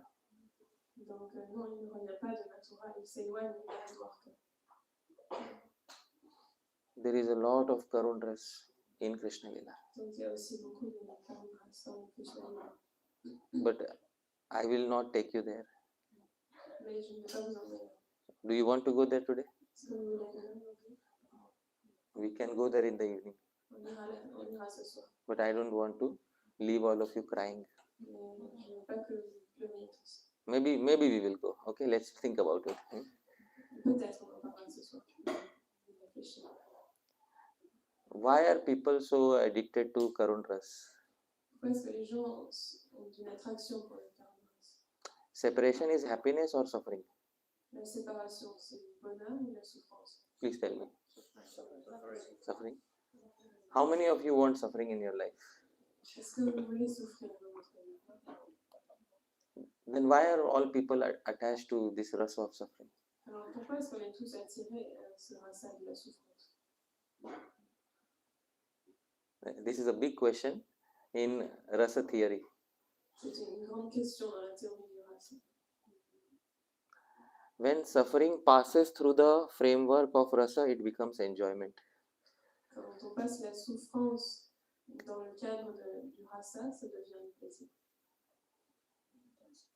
Yeah. I will give an example from the material world. Je vais vous donner un exemple du monde matériel. So I come from Mumbai. Je viens de Bombay. And Mumbai is a city in India which has taken the responsibility to spoil entire India. Et Mumbai, c'est la ville en Inde qui a pris cette responsabilité de détruire le monde. There is one industry in Mumbai. Il y a une industrie à Mumbai. Which industry? C'est vrai. Oh, so all of you are rasikas. Bollywood. And every year Bollywood produces thousands of songs. Et tous les ans, Bollywood produit des centaines de chansons. These songs can be divided into two types. Et donc, ces chansons, on peut les diviser en deux catégories. Happy songs of union Des chansons heureuses sur l'union and sad songs of separation. et des chansons tristes sur la séparation. And you can imagine which songs are appreciated more. Et quelles chansons sont plus appréciées? Which one? See, people love Celles qui suffering. sont tristes. Donc, vous voyez, les gens adorent la souffrance. So even in the material world, there is material rasa. Donc, même dans le monde matériel, il y a le rasa matériel. And when suffering passes through the framework of material rasa, it starts becoming joyous. Et quand la souffrance, quand on fait passer cette souffrance dans le cadre du rasa matériel, ça apporte une certaine joie. What to speak of spiritual world? Que dire du monde spirituel? See, Chaitanya Mahaprabhu spent the last 12 years of his life relishing suffering. Chaitanya Mahaprabhu a passé les 12 dernières années de sa vie à goûter à cette souffrance. In the Gambhira. Gambhira. So there may be suffering in the Ramayana, Donc certes, il y a de la souffrance dans le Ramayana. but the suffering in Krishna Lila is of another level. Mais la souffrance de Krishna Lila, c'est un autre niveau. Because Krishna never came back. Parce que Krishna n'est jamais revenu. So perhaps in the evening we can go there. Donc ce soir, on ira dans cette direction. Okay. I hope you're not tired. Okay. I can go on and on. The poor translator has to be asked. Thank you. Yeah, I hope that satisfies you. Anybody else? Yes. Sorry, first time popularizing this. I'm not able, or I'm not in the stage to understand about Krishna Lila, even have some question. If Radharani was 12 years older than Krishna? No. No? Okay, some people say this. There is local tradition in Braj where some people say she was elder. Yes. But in the Radha Krishna Ganodesh Deepika, Sri Rupa Goswami has given her age as slightly younger to Krishna. Donc la question c'était est-ce que Srimati Radharani est plus âgée que Krishna, parce que certains disent ça, mais c'est effectivement quelque chose qu'on dit, mais Rupa Goswami insiste sur Srimati Radharani est plus jeune que Krishna. In the literature, Radha Krishna Ganodesh Deepika. C'est écrit dans le livre Radha Krishna Ganodesh Deepika. She was married with other one or not, Radharani? And if this serves, why Krishna take the leelas like this? Why he didn't form it like she could adolescent or she was unmarried and could do this type of pastime? Why he takes like someone already has that? Et donc, est-ce que Srimati Radharani était mariée avec quelqu'un d'autre? Et si c'est le cas, pourquoi est-ce que Krishna a attendu qu'elle soit mariée? Pourquoi ne pas la prendre quand elle était plus jeune avant et avoir ce divertissement-là avec elle? You are from which part of India? I'm from Bangladesh. You are supposed to know more than me. De quelle partie de l'Inde du Bangladesh? Tu devrais en savoir plus que moi. You are from Sri Rupa Goswami's own land. Tu viens de la terre de Rupa Goswami. You know, I am from western part of India. Moi, je viens de l'ouest de l'Inde. In India, I am a western devotee. En Inde, je suis un dévot occidental.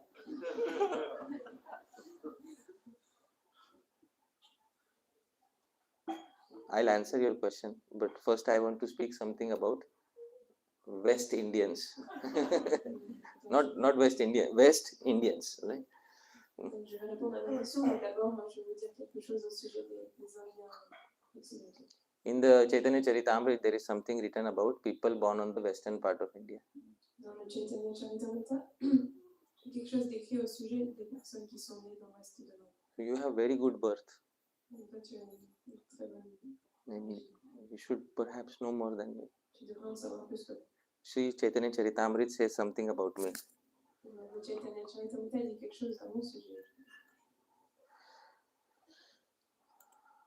Paschimera Lokasabha Muda Anachara.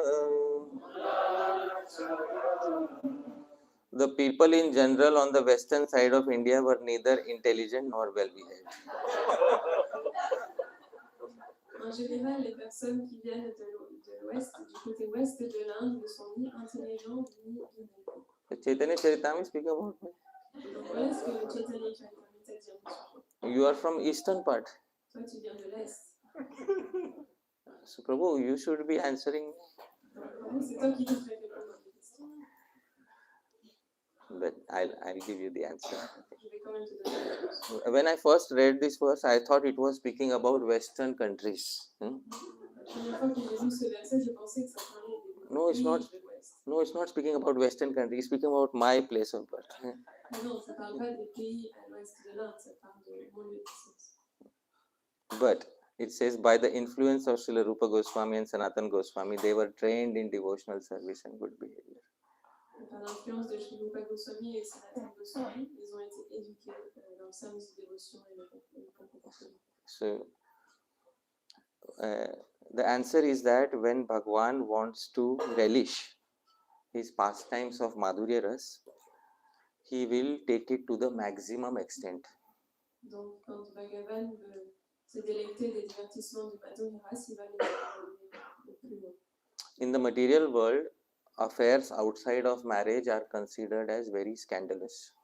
Dans le monde matériel, les relations en dehors du mariage sont considérées comme scandaleuses. And they cause a lot of pain to both parties. Et elles causent beaucoup de souffrance pour les deux parties. Not one person, both people suffer. Mais pas qu'une personne, les deux personnes souffrent. One person suffers because they are cheated upon, Une personne souffre parce qu'elle est trompée. and the other person suffers because he could not find one proper person to love. Et l'autre personne souffre parce qu'elle n'a pas réussi à trouver une seule personne. And he has to hide something from the other person for his entire life. Et donc il doit cacher quelque chose de l'autre personne pour toute sa vie. So there is suffering for both people in the material world. Donc dans le monde matériel, les deux personnes en souffrent. But people still do it. Mais les gens le font quand même. Why? Pourquoi? There is some thrill. Parce qu'il y a une excitation. What is the term for thrill? Intrigue. Excitement. Ah, C'est stimulant. yeah. There is some thrill in doing what is forbidden. Il y a un goût à faire ce qui est interdit.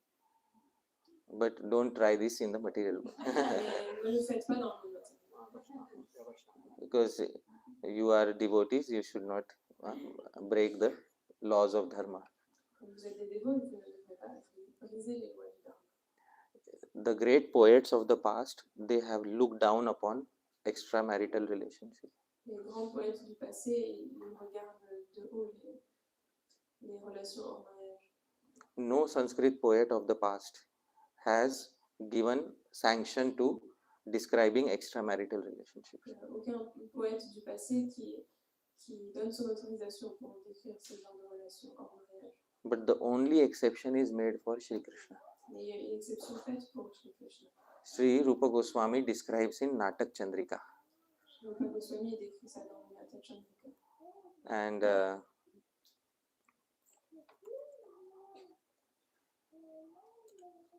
please sing the verse after me. Récitez ce verset. Nishta yadangi nirase gavive parodha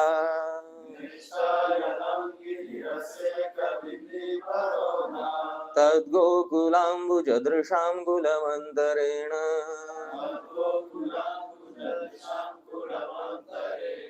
आशंसया रसविधेरवतारिकाणां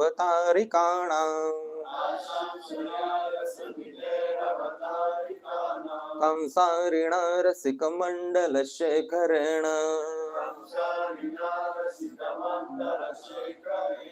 Rupa Goswami says, Na ishta angini rase kavi bhi paroda. The kavis, the poets don't like paroda, describing a lady who is married to somebody else. Rupa Goswami dit que les poètes n'aiment pas parler d'une femme qui est mariée à quelqu'un d'autre. Why? Because it spreads immorality in society. Pourquoi? Parce que ça diffuse l'immoralité dans la société. But the only exception is Gokula Ambuja Drisham, the lotus-eyed ladies of Gokul. Et la seule exception, ce sont les femmes aux yeux de lotus de Gokul. Did he say Golok or Gokul? Il a dit Goloka ou Gokul? Gokul. Gokul. Please note this point. I will explain later. Donc notez bien ça, je vous expliquerai plus tard. So the only exception to this rule is the gopis of Gokul. Donc la seule exception à cette règle, ce sont les gopis de Gokul. Why? Rasavidher avataritanam. They appeared in this world, they were manifested in this world by Krishna for this very purpose. Pourquoi c'est une exception? Parce qu'elles ont été manifestées dans ce monde par Krishna pour ce but particulièrement. What is the sole purpose of Nanda Maharaj in Gokul? Quel est le seul rôle de Nanda Maharaj à Gokul? To exchange which rasa? Quelle race? Please tell me. That's all. Vatsalya. What is the sole purpose of Shridama, Sudama, Madhumangal? Which rasa? Sakhya rasa. What is the sole purpose of the gopis? Quel est le seul rôle des gopis? and Madhurya also to the final limit. Et Madhurya à ses limites, jusqu'à ses limites. The final limit happens when the complete thrill of falling in love with somebody who's married to somebody else. Et donc ce goût extrême, c'est quand on fait ce Madhurya rasa avec quelqu'un qui est déjà marié avec quelqu'un d'autre. But Sri Rupa Goswami says here Gokul. Mais Rupa Goswami il dit bien ici Goku, In Goloka, à Goloka. they are eternally Krishna's Shaktis. Ils sont éternellement Krishna Shakti. So Sri Jiva Goswami explains that in Goloka, it is Swakiya Ras. They are all Krishna's personal energies. Donc Jiva Goswami explique qu'à Goloka, elles sont tous Swakira, ce sont l'énergie de Krishna. But in Gokula, for the sake of increasing rasa, he takes it to the furthest level and makes them Parakiya. Parakiya means temporarily married to somebody else. Mais à Gokul, il l'emmène encore plus loin et il en fait Parakiya, c'est-à-dire qu'il les prend quand elles sont déjà mariées temporairement à quelqu'un d'autre. And there is nothing material about these pastimes. Il n'y a rien de matériel dans ce divertissement. Krishna's body and the gopis' body is not made out of skin, flesh, blood, fat, bone, marrow, semen. Le corps de Krishna et le corps des gopis ne sont pas faits de chair, de sang, d'os, tous ces éléments. So the only reason is for exchange of rasa. Donc leur seule raison d'exister, c'est pour cet échange de rasa. The reason is not to degrade oneself in the material world. C'est pas pour se dégrader dans le monde matériel. So originally the gopis are whose energy? Donc à l'origine, les gopis sont l'énergie de qui? Do they eternally belong to their husbands or do they eternally belong to Krishna? Est-ce qu'ils appartiennent éternellement à leur époux ou à Krishna? Please tell me. Yes. From a tattva, from a siddhanta point of view, they belong to Krishna. Du point de vue du tattva, du siddhanta, ils appartiennent à Krishna. So from a tattva or siddhanta point of view, are they swakiya or parakiya? Donc du point de vue du tattva, du siddhanta, est-ce qu'elles sont swakiya ou parakiya? Tell me. Swakiya. But from a lila point of view, they are parakiya. Du point de vue du lila, du divertissement, elles sont parakiya. So, that is the reason to experience the highest flavor of rasa. Donc voilà la raison, c'est pour se délecter du rasa extrême. Those of you who know, you sing with me. Jaya Jayo Jwala Rasa Sarva Rasa Sara Parakiya Bhave Jaha Vrajete Prachara. Jaya Jaya Ujjwal Ras, all glories to Madhurya Ras. Sarva Rasa are the essence of all ras. Parakiya Bhav, and the highest essence of that is Parakiya Bhav, which was manifested in Goloka or Gokul. So what is more special? Goloka or Gokul? Parakiya Bhava Jaha Vrajete Prachar. It was experienced by Bhagwan in this Gokul. So that is the answer to your query. Okay. So Prabhu, when to stop? Okay. Yes. Prabhu, there is no Parikya Bhav at all in the Lila of Goloka. Lila, The Lila. there is. But Tattva, you tell me from a Tattva point of view, are they Parakiya or Swakiya? Wonderful. Because before you said Parikya in the Lila is only in Gokul. It starts in Gokula, continues in Goloka. Yeah, please. Donc la question c'est est-ce que le parakira ça n'existe pas du tout à Goloka? Juste dans le lila, oui, mais la plein de tattva, non. So, in Tattva, the gopis are eternally Swakiya. Donc du point de vue du tattva, les gopis sont éternellement swakiya. Because their husbands, so-called husbands, are they Vishnu Tattva or Jiva Tattva? Parce que leur prétendu mari, est-ce qu'ils sont Vishnu tattva ou Jiva tattva? They are so-called husbands, Jiva. Jiva Tattva. Ils sont Jiva tattva. And the gopis are Shakti Tattva. Les gopis sont Shakti tattva. So, can Shakti Tattva belong to Jiva Tattva? Donc est-ce que Shakti tattva peut appartenir au Jiva tattva? Or does Shakti Tattva belong to Vishnu Tattva? Ou est-ce que le Shakti tattva appartient à Vishnu tattva? Please tell me. Vishnu Tattva. So, from a Tattva point of view, The gopis are eternally swakiya. Donc, du point de vue du tattva, les gopis sont éternellement sortis. Right? So this is the answer. So when the soul is eligible to go to Golok Vrindavan, this Jiva Tattva becomes Shakti Tattva. Donc, lorsque l'âme devient éligible à aller à Goloka Vrindavan, est-ce que ce Jiva Tattva devient Shakti Tattva? There are gopis who are in the category of Shakti Tattva, and then there are gopis who are in the category of Jiva Tattva also. Donc, non, parce qu'il y a des gopis qui sont dans la catégorie Shakti Tattva et des gopis qui sont dans la catégorie Jiva Tattva. Example of gopis who are in the category of Jiva Tattva are the sages at Dandakaranya who met Bhagavan Ram and wanted to participate in Madhurya Ras. Donc, des exemples de gopis qui sont dans le Jiva Tattva, ce sont les sages de Dandakaranya qui ont rencontré Ram et qui voulaient goûter à ce Madhurya Ras avec lui. And Lalita, Vishaka, etc. are examples of gopis in the category of Shakti Tattva. Lalita, Vishaka, etc. sont des gopis du Shakti Tattva. So there are both types of gopis. Donc, il y a les deux sortes de gopis. So that is the answer. So all Nityasiddhas are Shakti Tattva. Yeah. And Jiva Tattva can also be Nitya Siddha.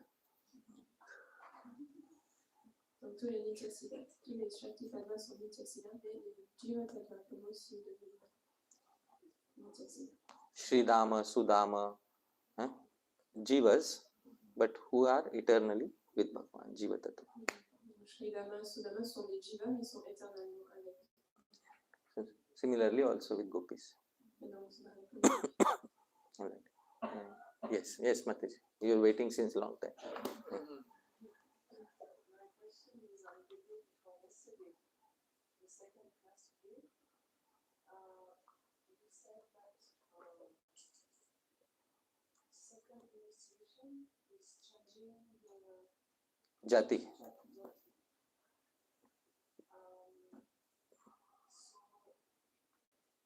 I was thinking about that, and there are like four, because the time between my initial question and now, I have four arguments, which are like, how to say, putting this statement like in question. So,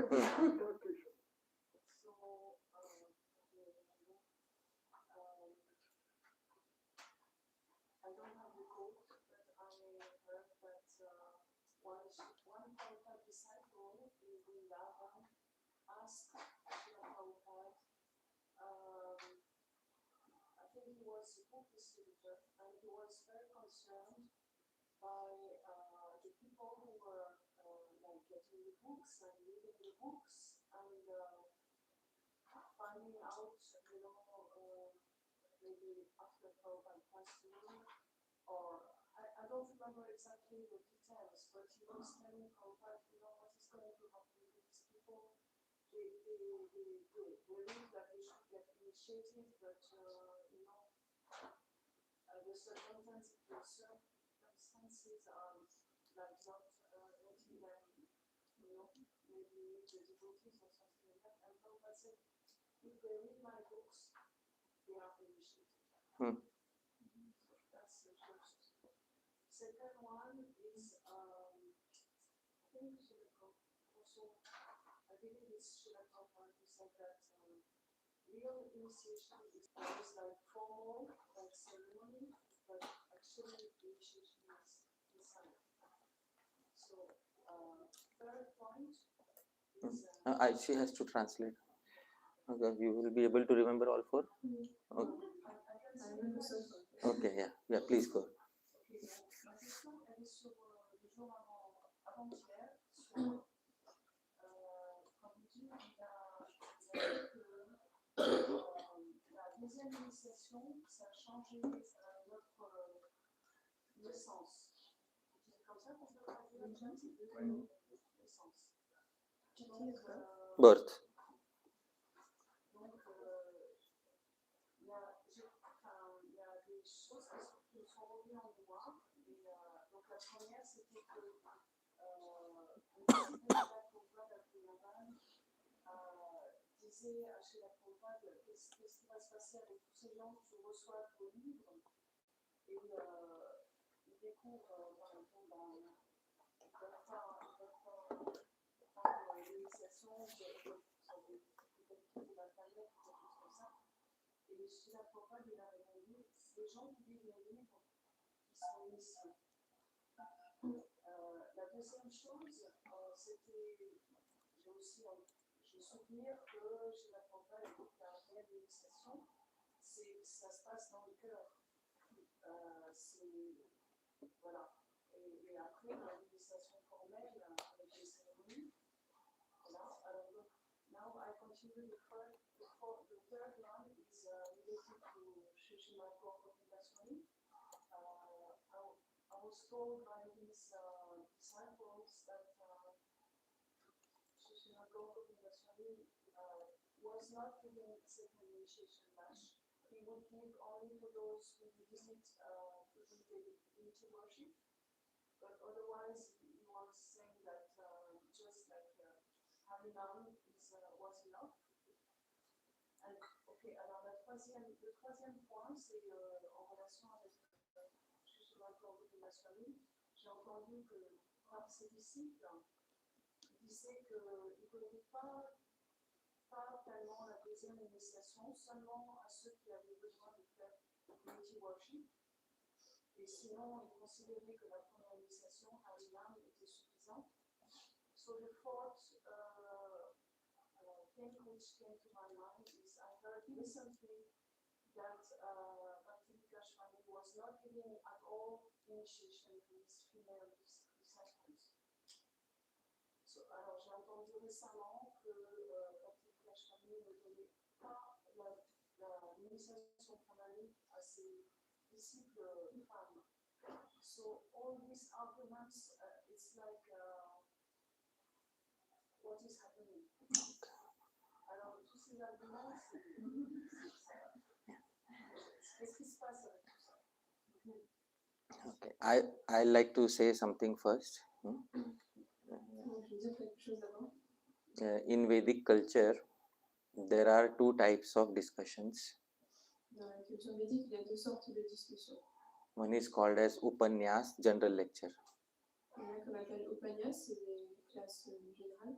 and another is called as Kalakshepa, private discussion. Et l'autre, ça s'appelle Kalakshepa, c'est des discussions privées. So I am answering the question by considering this as private discussion. Donc je vais répondre à cela en considérant que c'est une discussion privée. Ideally, the questions like these are meant for private discussion.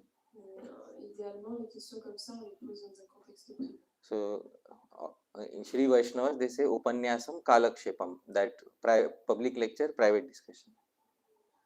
Donc chez Vaishnava, ils disent classe générale et discussion privée. But Srila Prabhupada, you quoted Srila Prabhupada saying real initiation is within the heart.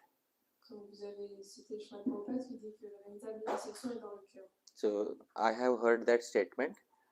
Donc j'ai aussi entendu ce point. And such statements should also be balanced with other statements about real initiation.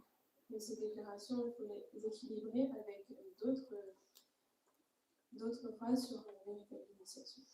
So here is a letter to one of his disciples where Prabhupada says, regarding your question, second initiation is real initiation. Donc voici une lettre où Srila Prabhupada répond à un de ses disciples et il dit que concernant vos questions, la deuxième initiation, c'est ça la véritable initiation. So this is also another quote from Prabhupada about real initiation. Donc voici une autre citation de Srila Prabhupada qui parle aussi de la véritable initiation. This is the traditional Gaudiya Vaishnava viewpoint. Donc ça c'est le point de vue Gaudiya Vaishnava traditionnel. Here, what Prabhupada is saying here is the traditional Gaudiya Vaishnava viewpoint. Donc ce que donne Srila Prabhupada ici, c'est le point de vue traditionnel du Gaudiya Vaishnava. That second initiation is called as Diksha. C'est la deuxième initiation qu'on appelle Diksha. So in the Gaudiya Math, they would not call first initiation and second initiation. Donc dans la Gaudiya Math, on n'a pas la première initiation et la deuxième initiation. They would call Harinam and Diksha. On appelle ça Harinam et Diksha. So if somebody who has received Hare Krishna Mahamantra, they have received Harinam. Donc celui qui a reçu le Mahamantra Hare Krishna, il a reçu Harinam. And somebody who has received the 7 mantras, they have received Diksha. Et celui qui a reçu les 7 mantras, il a eu Diksha. So Srila Prabhupada also has come from Gaudiya Math. He has seen that culture. Donc Prabhupada il vient de la Padyavali, il a vu cette culture. So he is describing that in his letter. Donc il présente ici dans cette lettre. There are some statements made in a more poetic way to give the essence that the essence of initiation is within the heart. Après, à d'autres endroits, il a dit de façon plus poétique pour dire que voilà, la véritable initiation, c'est dans le cœur. But did Srila Prabhupada stop the actual Diksha because of such statements? Mais est-ce que Prabhupada il a arrêté de faire une véritable initiation, les cérémonies à cause de ces... No, he continued to give second initiation. Non, il a continué à donner la deuxième initiation. So this is from a Tattva Siddhanta point of view. Ça, c'est le point de vue Tattva Siddhanta. And what you said is more from a poetic point of view. Et ce que vous avez dit, c'est plus du point de vue poétique. The Vaishnava is also poet. Le Vaishnava est aussi poète. And all Vaishnavas have been poet. Et tous les Vaishnavas sont poètes. Please answer yes or no, everybody. Sri Chaitanya Mahaprabhu was poet, yes. Chaitanya Mahaprabhu est un poète. Sri Rupa Goswami, Sri Jiva Goswami, Sri Vishwanath Chakravarti, Sri Narottam Das Thakur, Sri Baldev Vidya Bhushan, Srila Bhakti Vinod Thakur, Srila Bhakti Siddhanta Saraswati Thakur Prabhupada, Srila Prabhupada, all of us.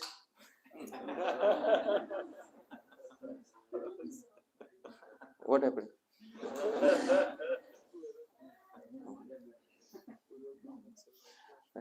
French is the sweetest language. You can write so much poetry. Le français, c'est la plus belle des langues. Vous pouvez aussi être poète, écrire des poésies.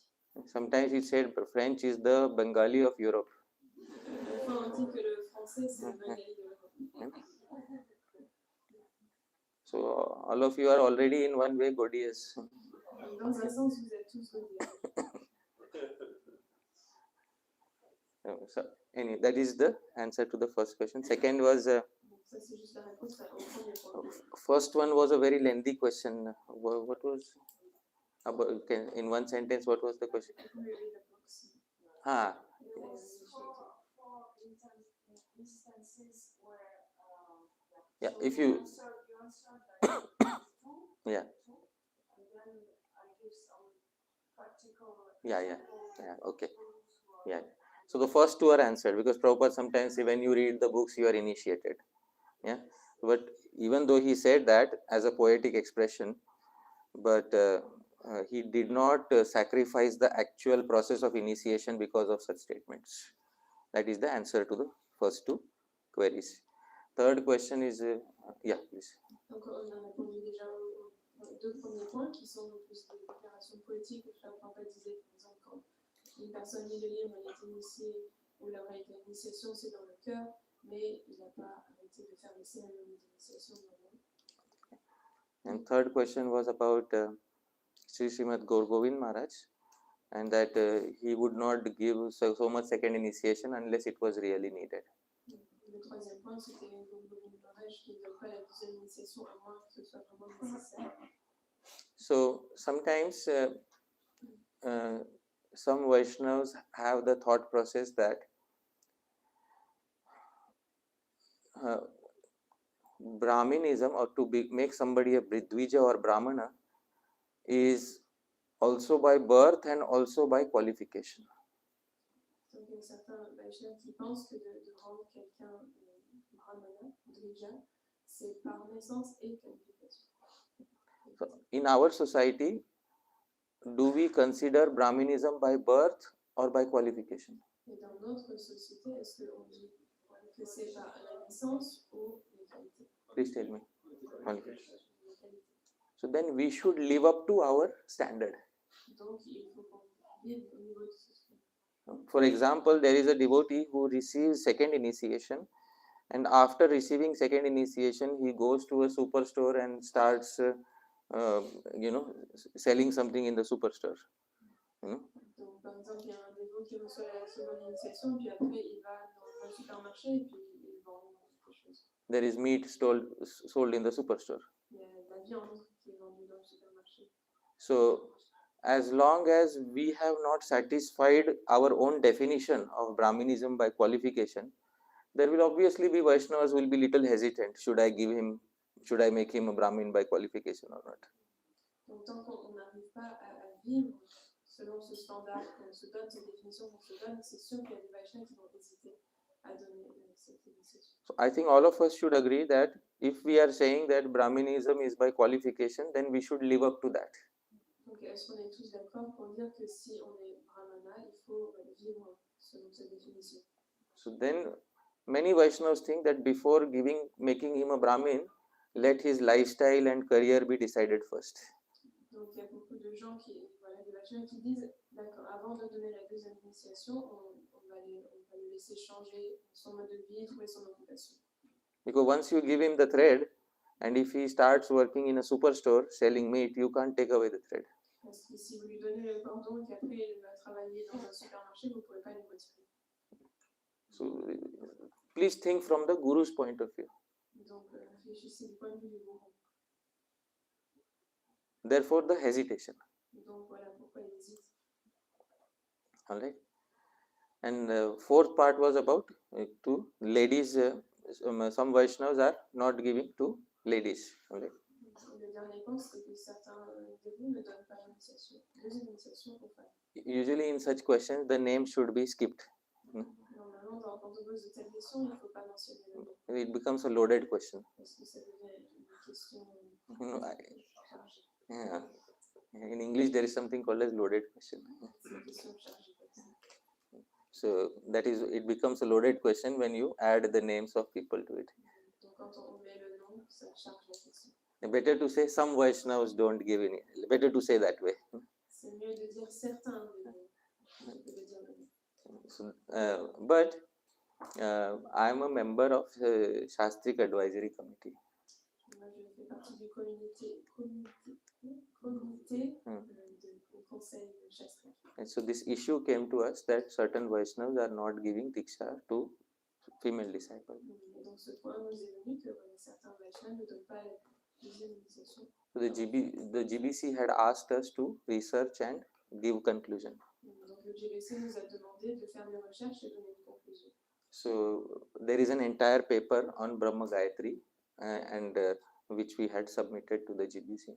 Donc il y a tout un article sur le Brahma Gayatri qu'on a donné au GBC. And the conclusion was that the GBC got the conclusion that we should not change the Diksha contract of Srila Prabhupada without permission from the GBC. Donc la conclusion, c'est qu'il ne faut pas changer le contrat de Diksha de Srila Prabhupada sans l'accord du GBC. So all Vaishnavas are respectable, but as a general standard, the Diksha rules given by Srila Prabhupada should not be changed. Donc on respecte tous les Vaishnavas, mais en général, on ne change pas les règles de Diksha données par Srila Prabhupada. Because what may happen is that, let's say one guru changes one aspect, then another guru may say that I will change instead of 4 regulatives, I will give 3 regulatives. Parce que ce qui se passe, c'est que s'il y a un gourou qui dit oh, moi je vais changer un petit peu de cette façon, un autre gourou qui va dire moi je vais changer ce point-là, je vais mettre juste 3 principes au lieu de 4. Yeah, so then we are not against any one person, but a particular event may set a trend.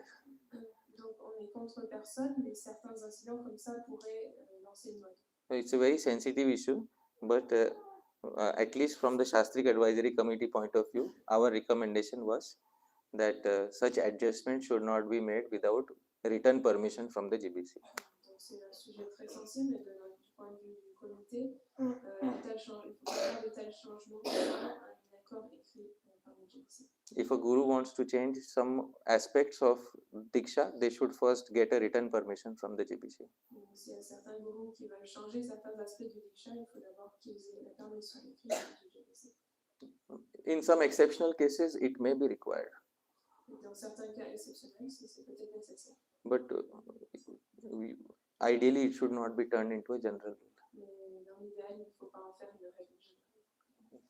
Because we have diversity, but we should also have unity. Parce que certes, il y a la diversité, mais il faut aussi qu'il y ait... So, I hope that answers your question. J'espère que ça répond à la question. May I ask about this poetic part? Oh, okay, maybe we can take one query and then come back to you. It's okay? Yes, Prabhu. I'll try to explain to the best of my ability myself.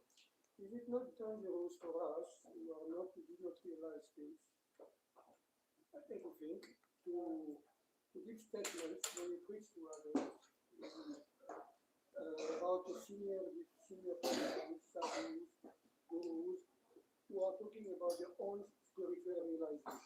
For example, particular case, and there are also other cases. Prabhupada said that Lord Jesus is a pure devotee of the Lord. There is one of his brother, who I don't know the name, respected sadhu, who said, my own personal realization is that Lord Jesus is not only a pure devotee of God, but he is also an incarnation of God. Then the question was asked to him, but this is not what Srila Prabhupada said.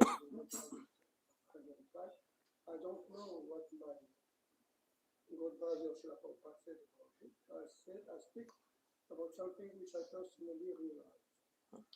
So, if you are following this guru, I don't know his name, Prabhupada Godfather, we shall take his side, my guru is right, without any realization, whether Lord Jesus is God himself or not. Or if you are following, for example, Srila Prabhupada, we shall take Srila Prabhupada's side, but without any realization about what, if Lord Jesus is God or not. So my question is, how we should live with seniors who are there talking about their own realization when we ourselves, I'm talking about me, don't have this understand? Yeah, I understood. People are asking long questions. He's saying about, I'll summarize it. Yeah. But,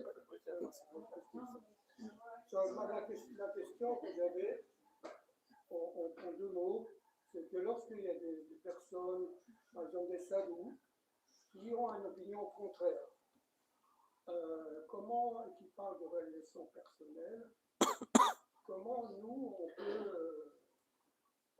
nous qui n'avons pas réalisé cela, ce dont on parle, comment est-ce qu'on peut faire, comment on peut agir dans cette bon. Par exemple, il y avait Prabhupada qui disait, c'est un exemple, il y a d'autres exemples, Prabhupada a dit, pour que Jésus-Christ soit un pur dévot de Krishna, de Dieu, il n'a jamais dit que Jésus-Christ est Dieu lui-même. Il y a un de ses frères en Dieu, comme il s'appelait Aranya Maharaj, qui disait, non seulement Jésus-Christ est un pur dévot, mais aussi, il y a aussi un aspect, si j'ai bien compris, un aspect de Dieu lui-même, c'est-à-dire qu'il est Dieu lui-même. Et je parle de quelque chose que j'ai personnellement réalisé. Je ne sais pas ce que Prabhupada a dit à ce sujet, mais je parle de quelque chose que j'ai personnellement réalisé. Nous, personnellement, qu'on soit disciple de celui-ci ou de celui-là, on n'a aucune réalisation, ni d'un côté ni de l'autre. On va prendre la défense de notre gourou, parce que, mais sans avoir aucune réalisation. Tu vois, alors comment peut-on harmoniser, voilà la question, comment peut-on harmoniser? okay. So, in short, the question is that Srila Prabhupada gave some statements about Jesus Christ, that he is a pure Vaishnava. And some god brother of Srila Prabhupada said not only is he a pure devotee, he is also an incarnation. According to what I understood, incarnation of God, one aspect. Okay. So, how can somebody give such statements without realization, and what should we do about it? Was talking about his personal. Yeah. We don't have. Yeah. We shall take side, but without any realization. Yeah. Neither of Prabhupada said. See, first and foremost, I want to say something. In India, there is a concept of Kul Devta.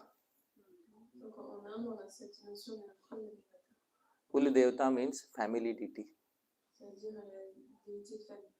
Right? So, in Srila Bhaktivinoda Thakur said in his Krishna Samhita that every Vaishnav is attached to his place of birth, his family, etc. Bhaktivinoda Thakur nous dit que tout Vaishnava est attaché à son lieu de naissance, de sa famille.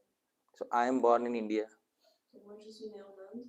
My family deity is Mahalakshmi. La déité de ma famille, c'est Mahalakshmi. The same temple Chaitanya Mahaprabhu visited. le même temple que Chaitanya Mahaprabhu a visité. But in the society we call them demigod. Mais nous, on les appelle des demi-dieux. But still one has attachment to Kula Devata. Mais on est quand même attaché à ces Kula Devata. Kula Devata is family deity. Donc, Kula Devata, c'est le déité de la famille. So similarly, those who are born in the West, in their childhood, they might have seen worship of the family deity. Donc, de la même façon, ceux qui sont nés en Occident, ils ont pu observer cette adoration de la déité de la famille. So Vaishnavism ideally gives respect to all family deities. Donc, le Vaishnavisme, idéalement, respecte toutes les déités de famille. So I am speaking about the very basic level. And on the very basic level, a Vaishnava Sampradaya can look upon Jesus Christ as a Kula Devata. Donc, pour le moment, je parle d'un niveau très préliminaire, mais de ce point de vue-là, on peut dire que dans notre tradition Vaishnava, on peut considérer Jésus-Christ comme un Kula Devata. The family deity of many of the Vaishnavas. La déité de famille de beaucoup des Vaishnavas. And Sri Rupa Goswami says in Bhakti Rasamrit Sindhu, one of the 64 limbs of bhakti is to give respect to all the devatas. Sri Rupa Goswami dit dans ce Bhakti Rasamrita Sindhu qu'un des 64 principes, c'est de respecter tous les demi-dieux. So, this is how I personally see it. Donc ça, c'est comme ça que je le vois personnellement. I have not studied the Bible or the teachings of Jesus Christ. Je n'ai pas étudié la Bible ni les enseignements de Jésus-Christ. But I respect him as the Kula Devata of many of the devotees. Mais je respecte que c'est le Kula Devata de beaucoup de dévots. But Srila Prabhupada also said that he is a pure devotee, because perhaps Prabhupada in Scottish Church College might have read more than I have read. Mais Srila Prabhupada disait que Jésus-Christ est un pur dévot parce que voilà, lui, il est l'école écossaise où il est allé, il a peut-être eu l'occasion d'en apprendre plus à son sujet. And some other Vaishnava may have another realization. Et un autre Vaishnava a peut-être une autre réalisation. See, India is a very Vedic culture is a very democratic culture. Donc, la culture védique, c'est un système très démocratique. You come to India, you will have three different people having three different viewpoints about Krishna. Donc, si vous venez en Inde, il y a 3 personnes différentes qui ont 3 points de vue différents sur Krishna. For first person, Krishna is a historical figure. Pour le premier, Krishna, c'est une personne historique. For second person, Krishna is a great strategist and politician. Pour le deuxième, Krishna, c'est un stratégiste et un politicien. And for third person, Krishna is supreme personality of God. Et pour la troisième personne, Krishna est Dieu, la personne suprême. And they all live happily together. Et ils sont tous heureux, ils vivent ensemble. So that's how things are in India. Donc en Inde, c'est comme ça. Live and let live. Live and let live. Vivez et laissez vivre les autres.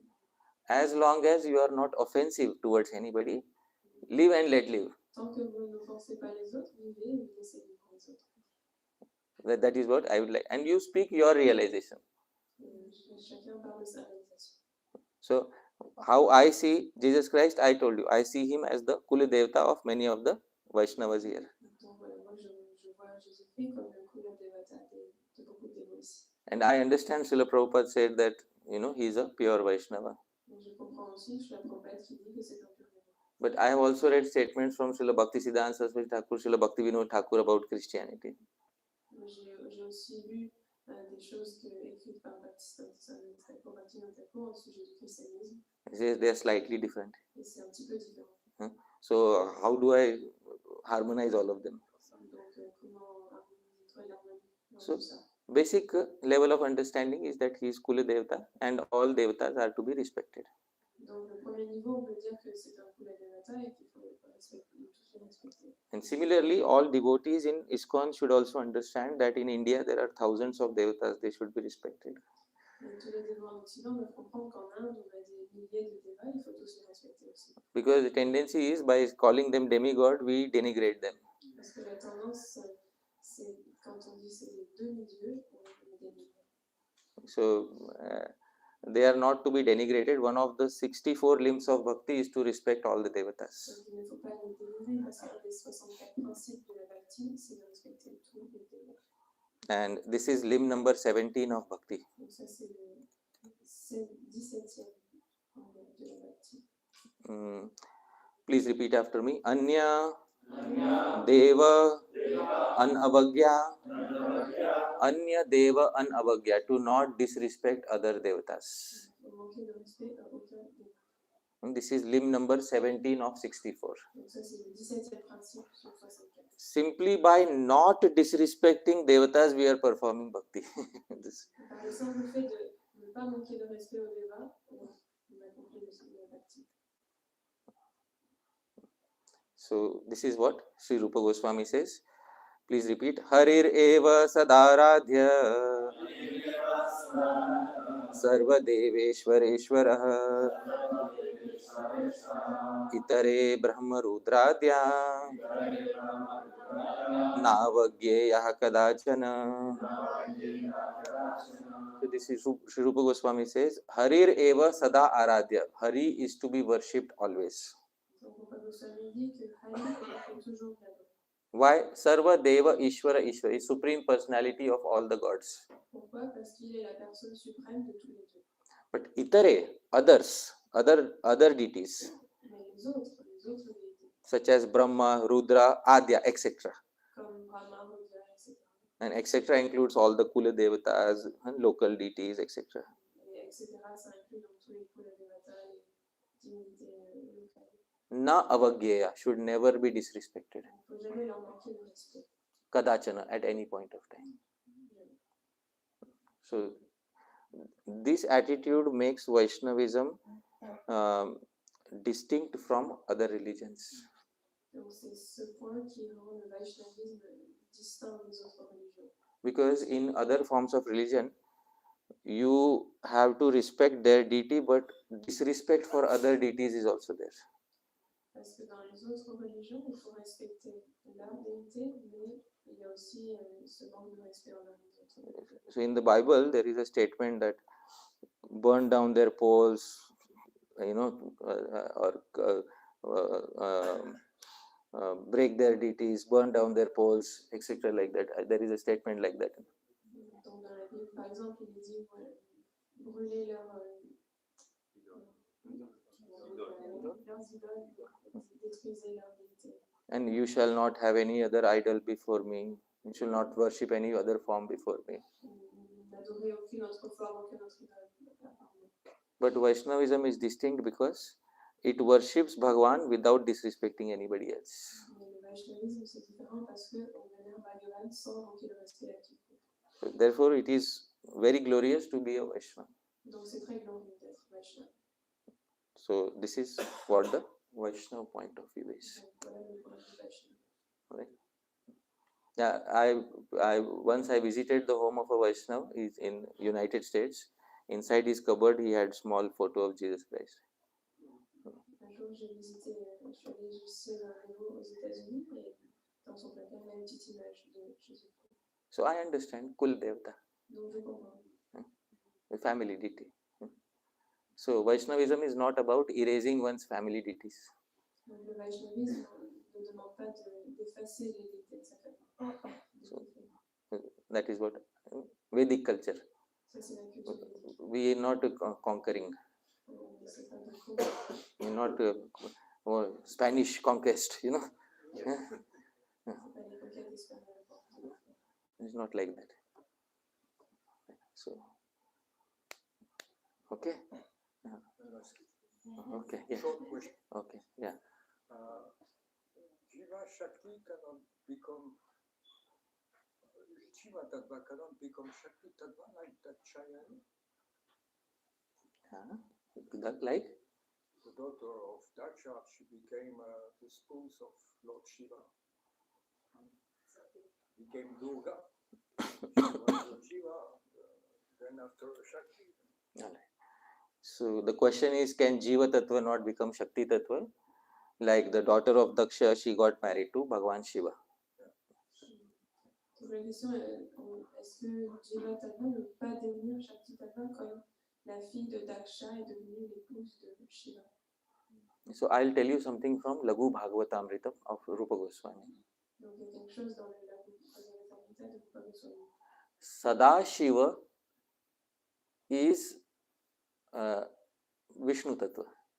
Donc Sadashiva et Vishnu Tattva. In the material world, the manifestations of Bhagwan Shiva may also be in Jiva Tattva. Dans le monde matériel, les manifestations de Shiva Tattva peuvent aussi être Jiva Tattva. Just as Ananta Shesh here in the material world is also sometimes Jiva Tattva. Tout comme Ananta Shesh dans le monde matériel peut aussi être Jiva Tattva. Right? So the Ekadash Rudras, 11 Rudras in the material world, many of them are also Jiva Tattvas. Donc les 11 Rudras dans le monde matériel, il y en a beaucoup qui sont Jiva Tattva. But Sadashiv, he is not Jiva Tattva. Mais Sadashiva, lui, n'est pas Jiva Tattva. That is what Sri Rupa Goswami explains in Lagu Bhagavatamritam. Voilà ce qu'explique Rupa Goswami dans le Bhagavad-gita. Usually Ananta Shesh cannot be Jiva Tattva. En général, on dirait qu'Ananta Shesh ne peut pas être Jiva Tattva. But in Lagu Bhagavatamritam he explains that the Ananta Shesh in this world is also sometimes Jiva Tattva. Mais dans le Bhagavad-gita, il explique que parfois Ananta Shesh dans ce monde peut être Jiva Tattva. So then when it is Jiva Tattva, the marriage also takes place with Jiva Tattva. Donc quand il est Shiva et Jiva Tattva, le mariage est avec un autre Jiva. So that Tattva doesn't change. Donc le Tattva ne change pas. Sometimes a Jiva Tattva gets married to Shakti Tattva. Et parfois le Jiva Tattva peut épouser Shakti Tattva. But who was Arjun married to? Parce que Arjuna s'est marié avec qui? Subhadra. Subhadra is Jiva Tattva or Shakti Tattva? Subhadra est Shakti Tattva.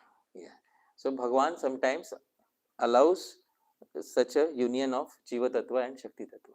Donc Bhagavan autorise parfois cette union du Jiva Tattva et Shakti Tattva. But usually the Tattva doesn't change. Mais en général, le Tattva ne change pas.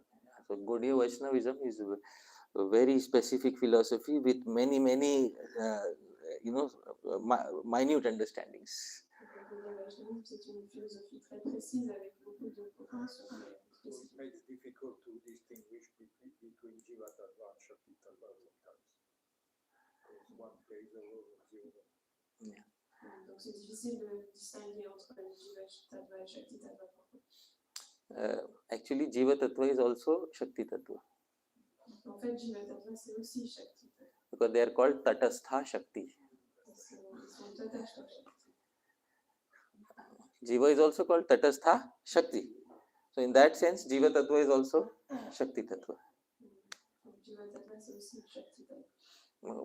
After studying for a long time and meditating, you start connecting the dots and coming to the conclusions. Donc après des années d'études, on commence à connecter les points et venir à des conclusions.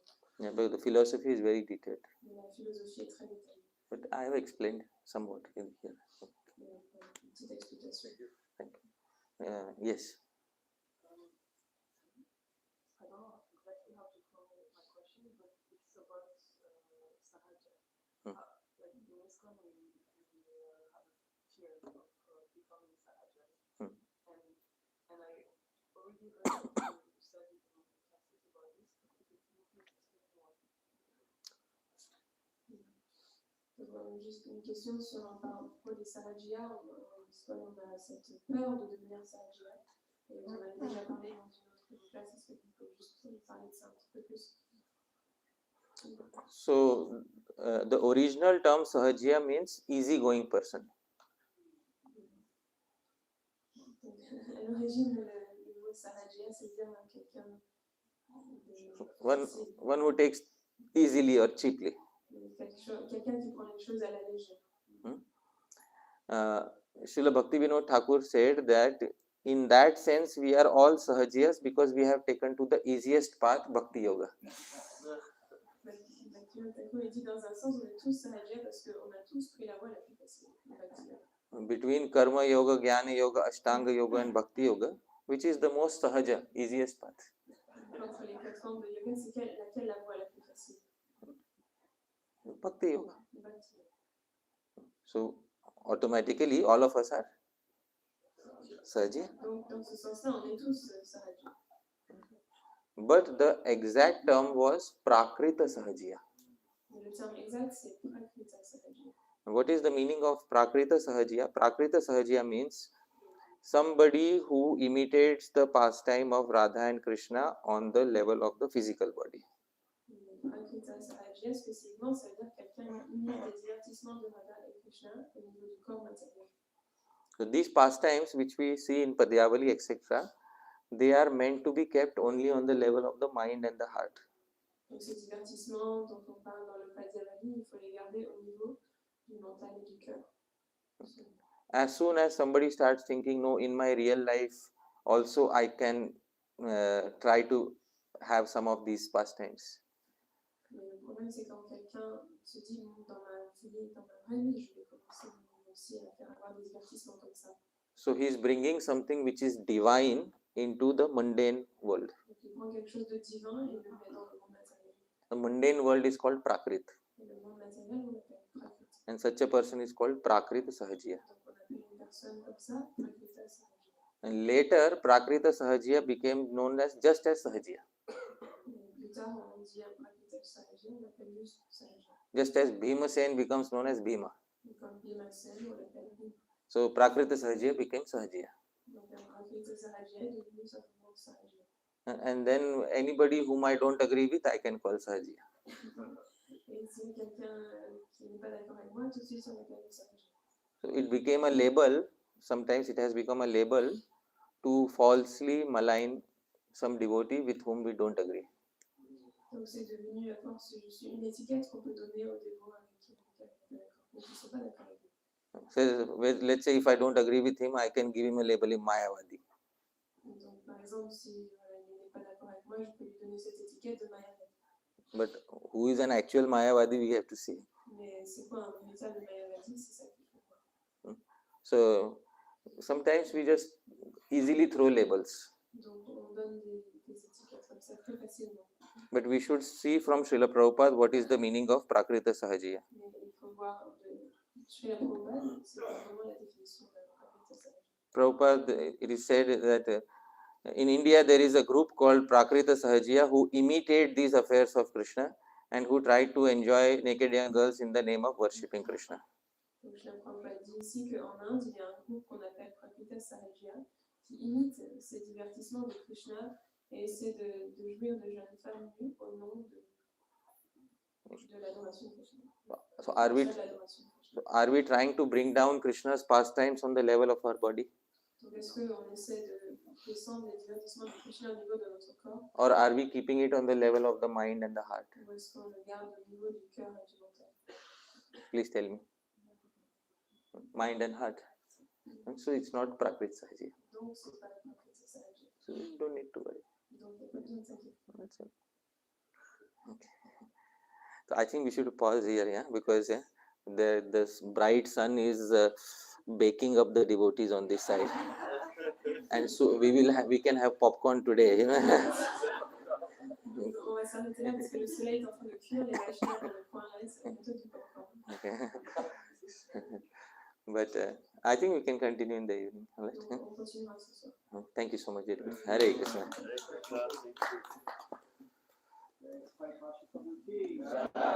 Srila Prabhupada ki jai. This evening is at 4 o'clock.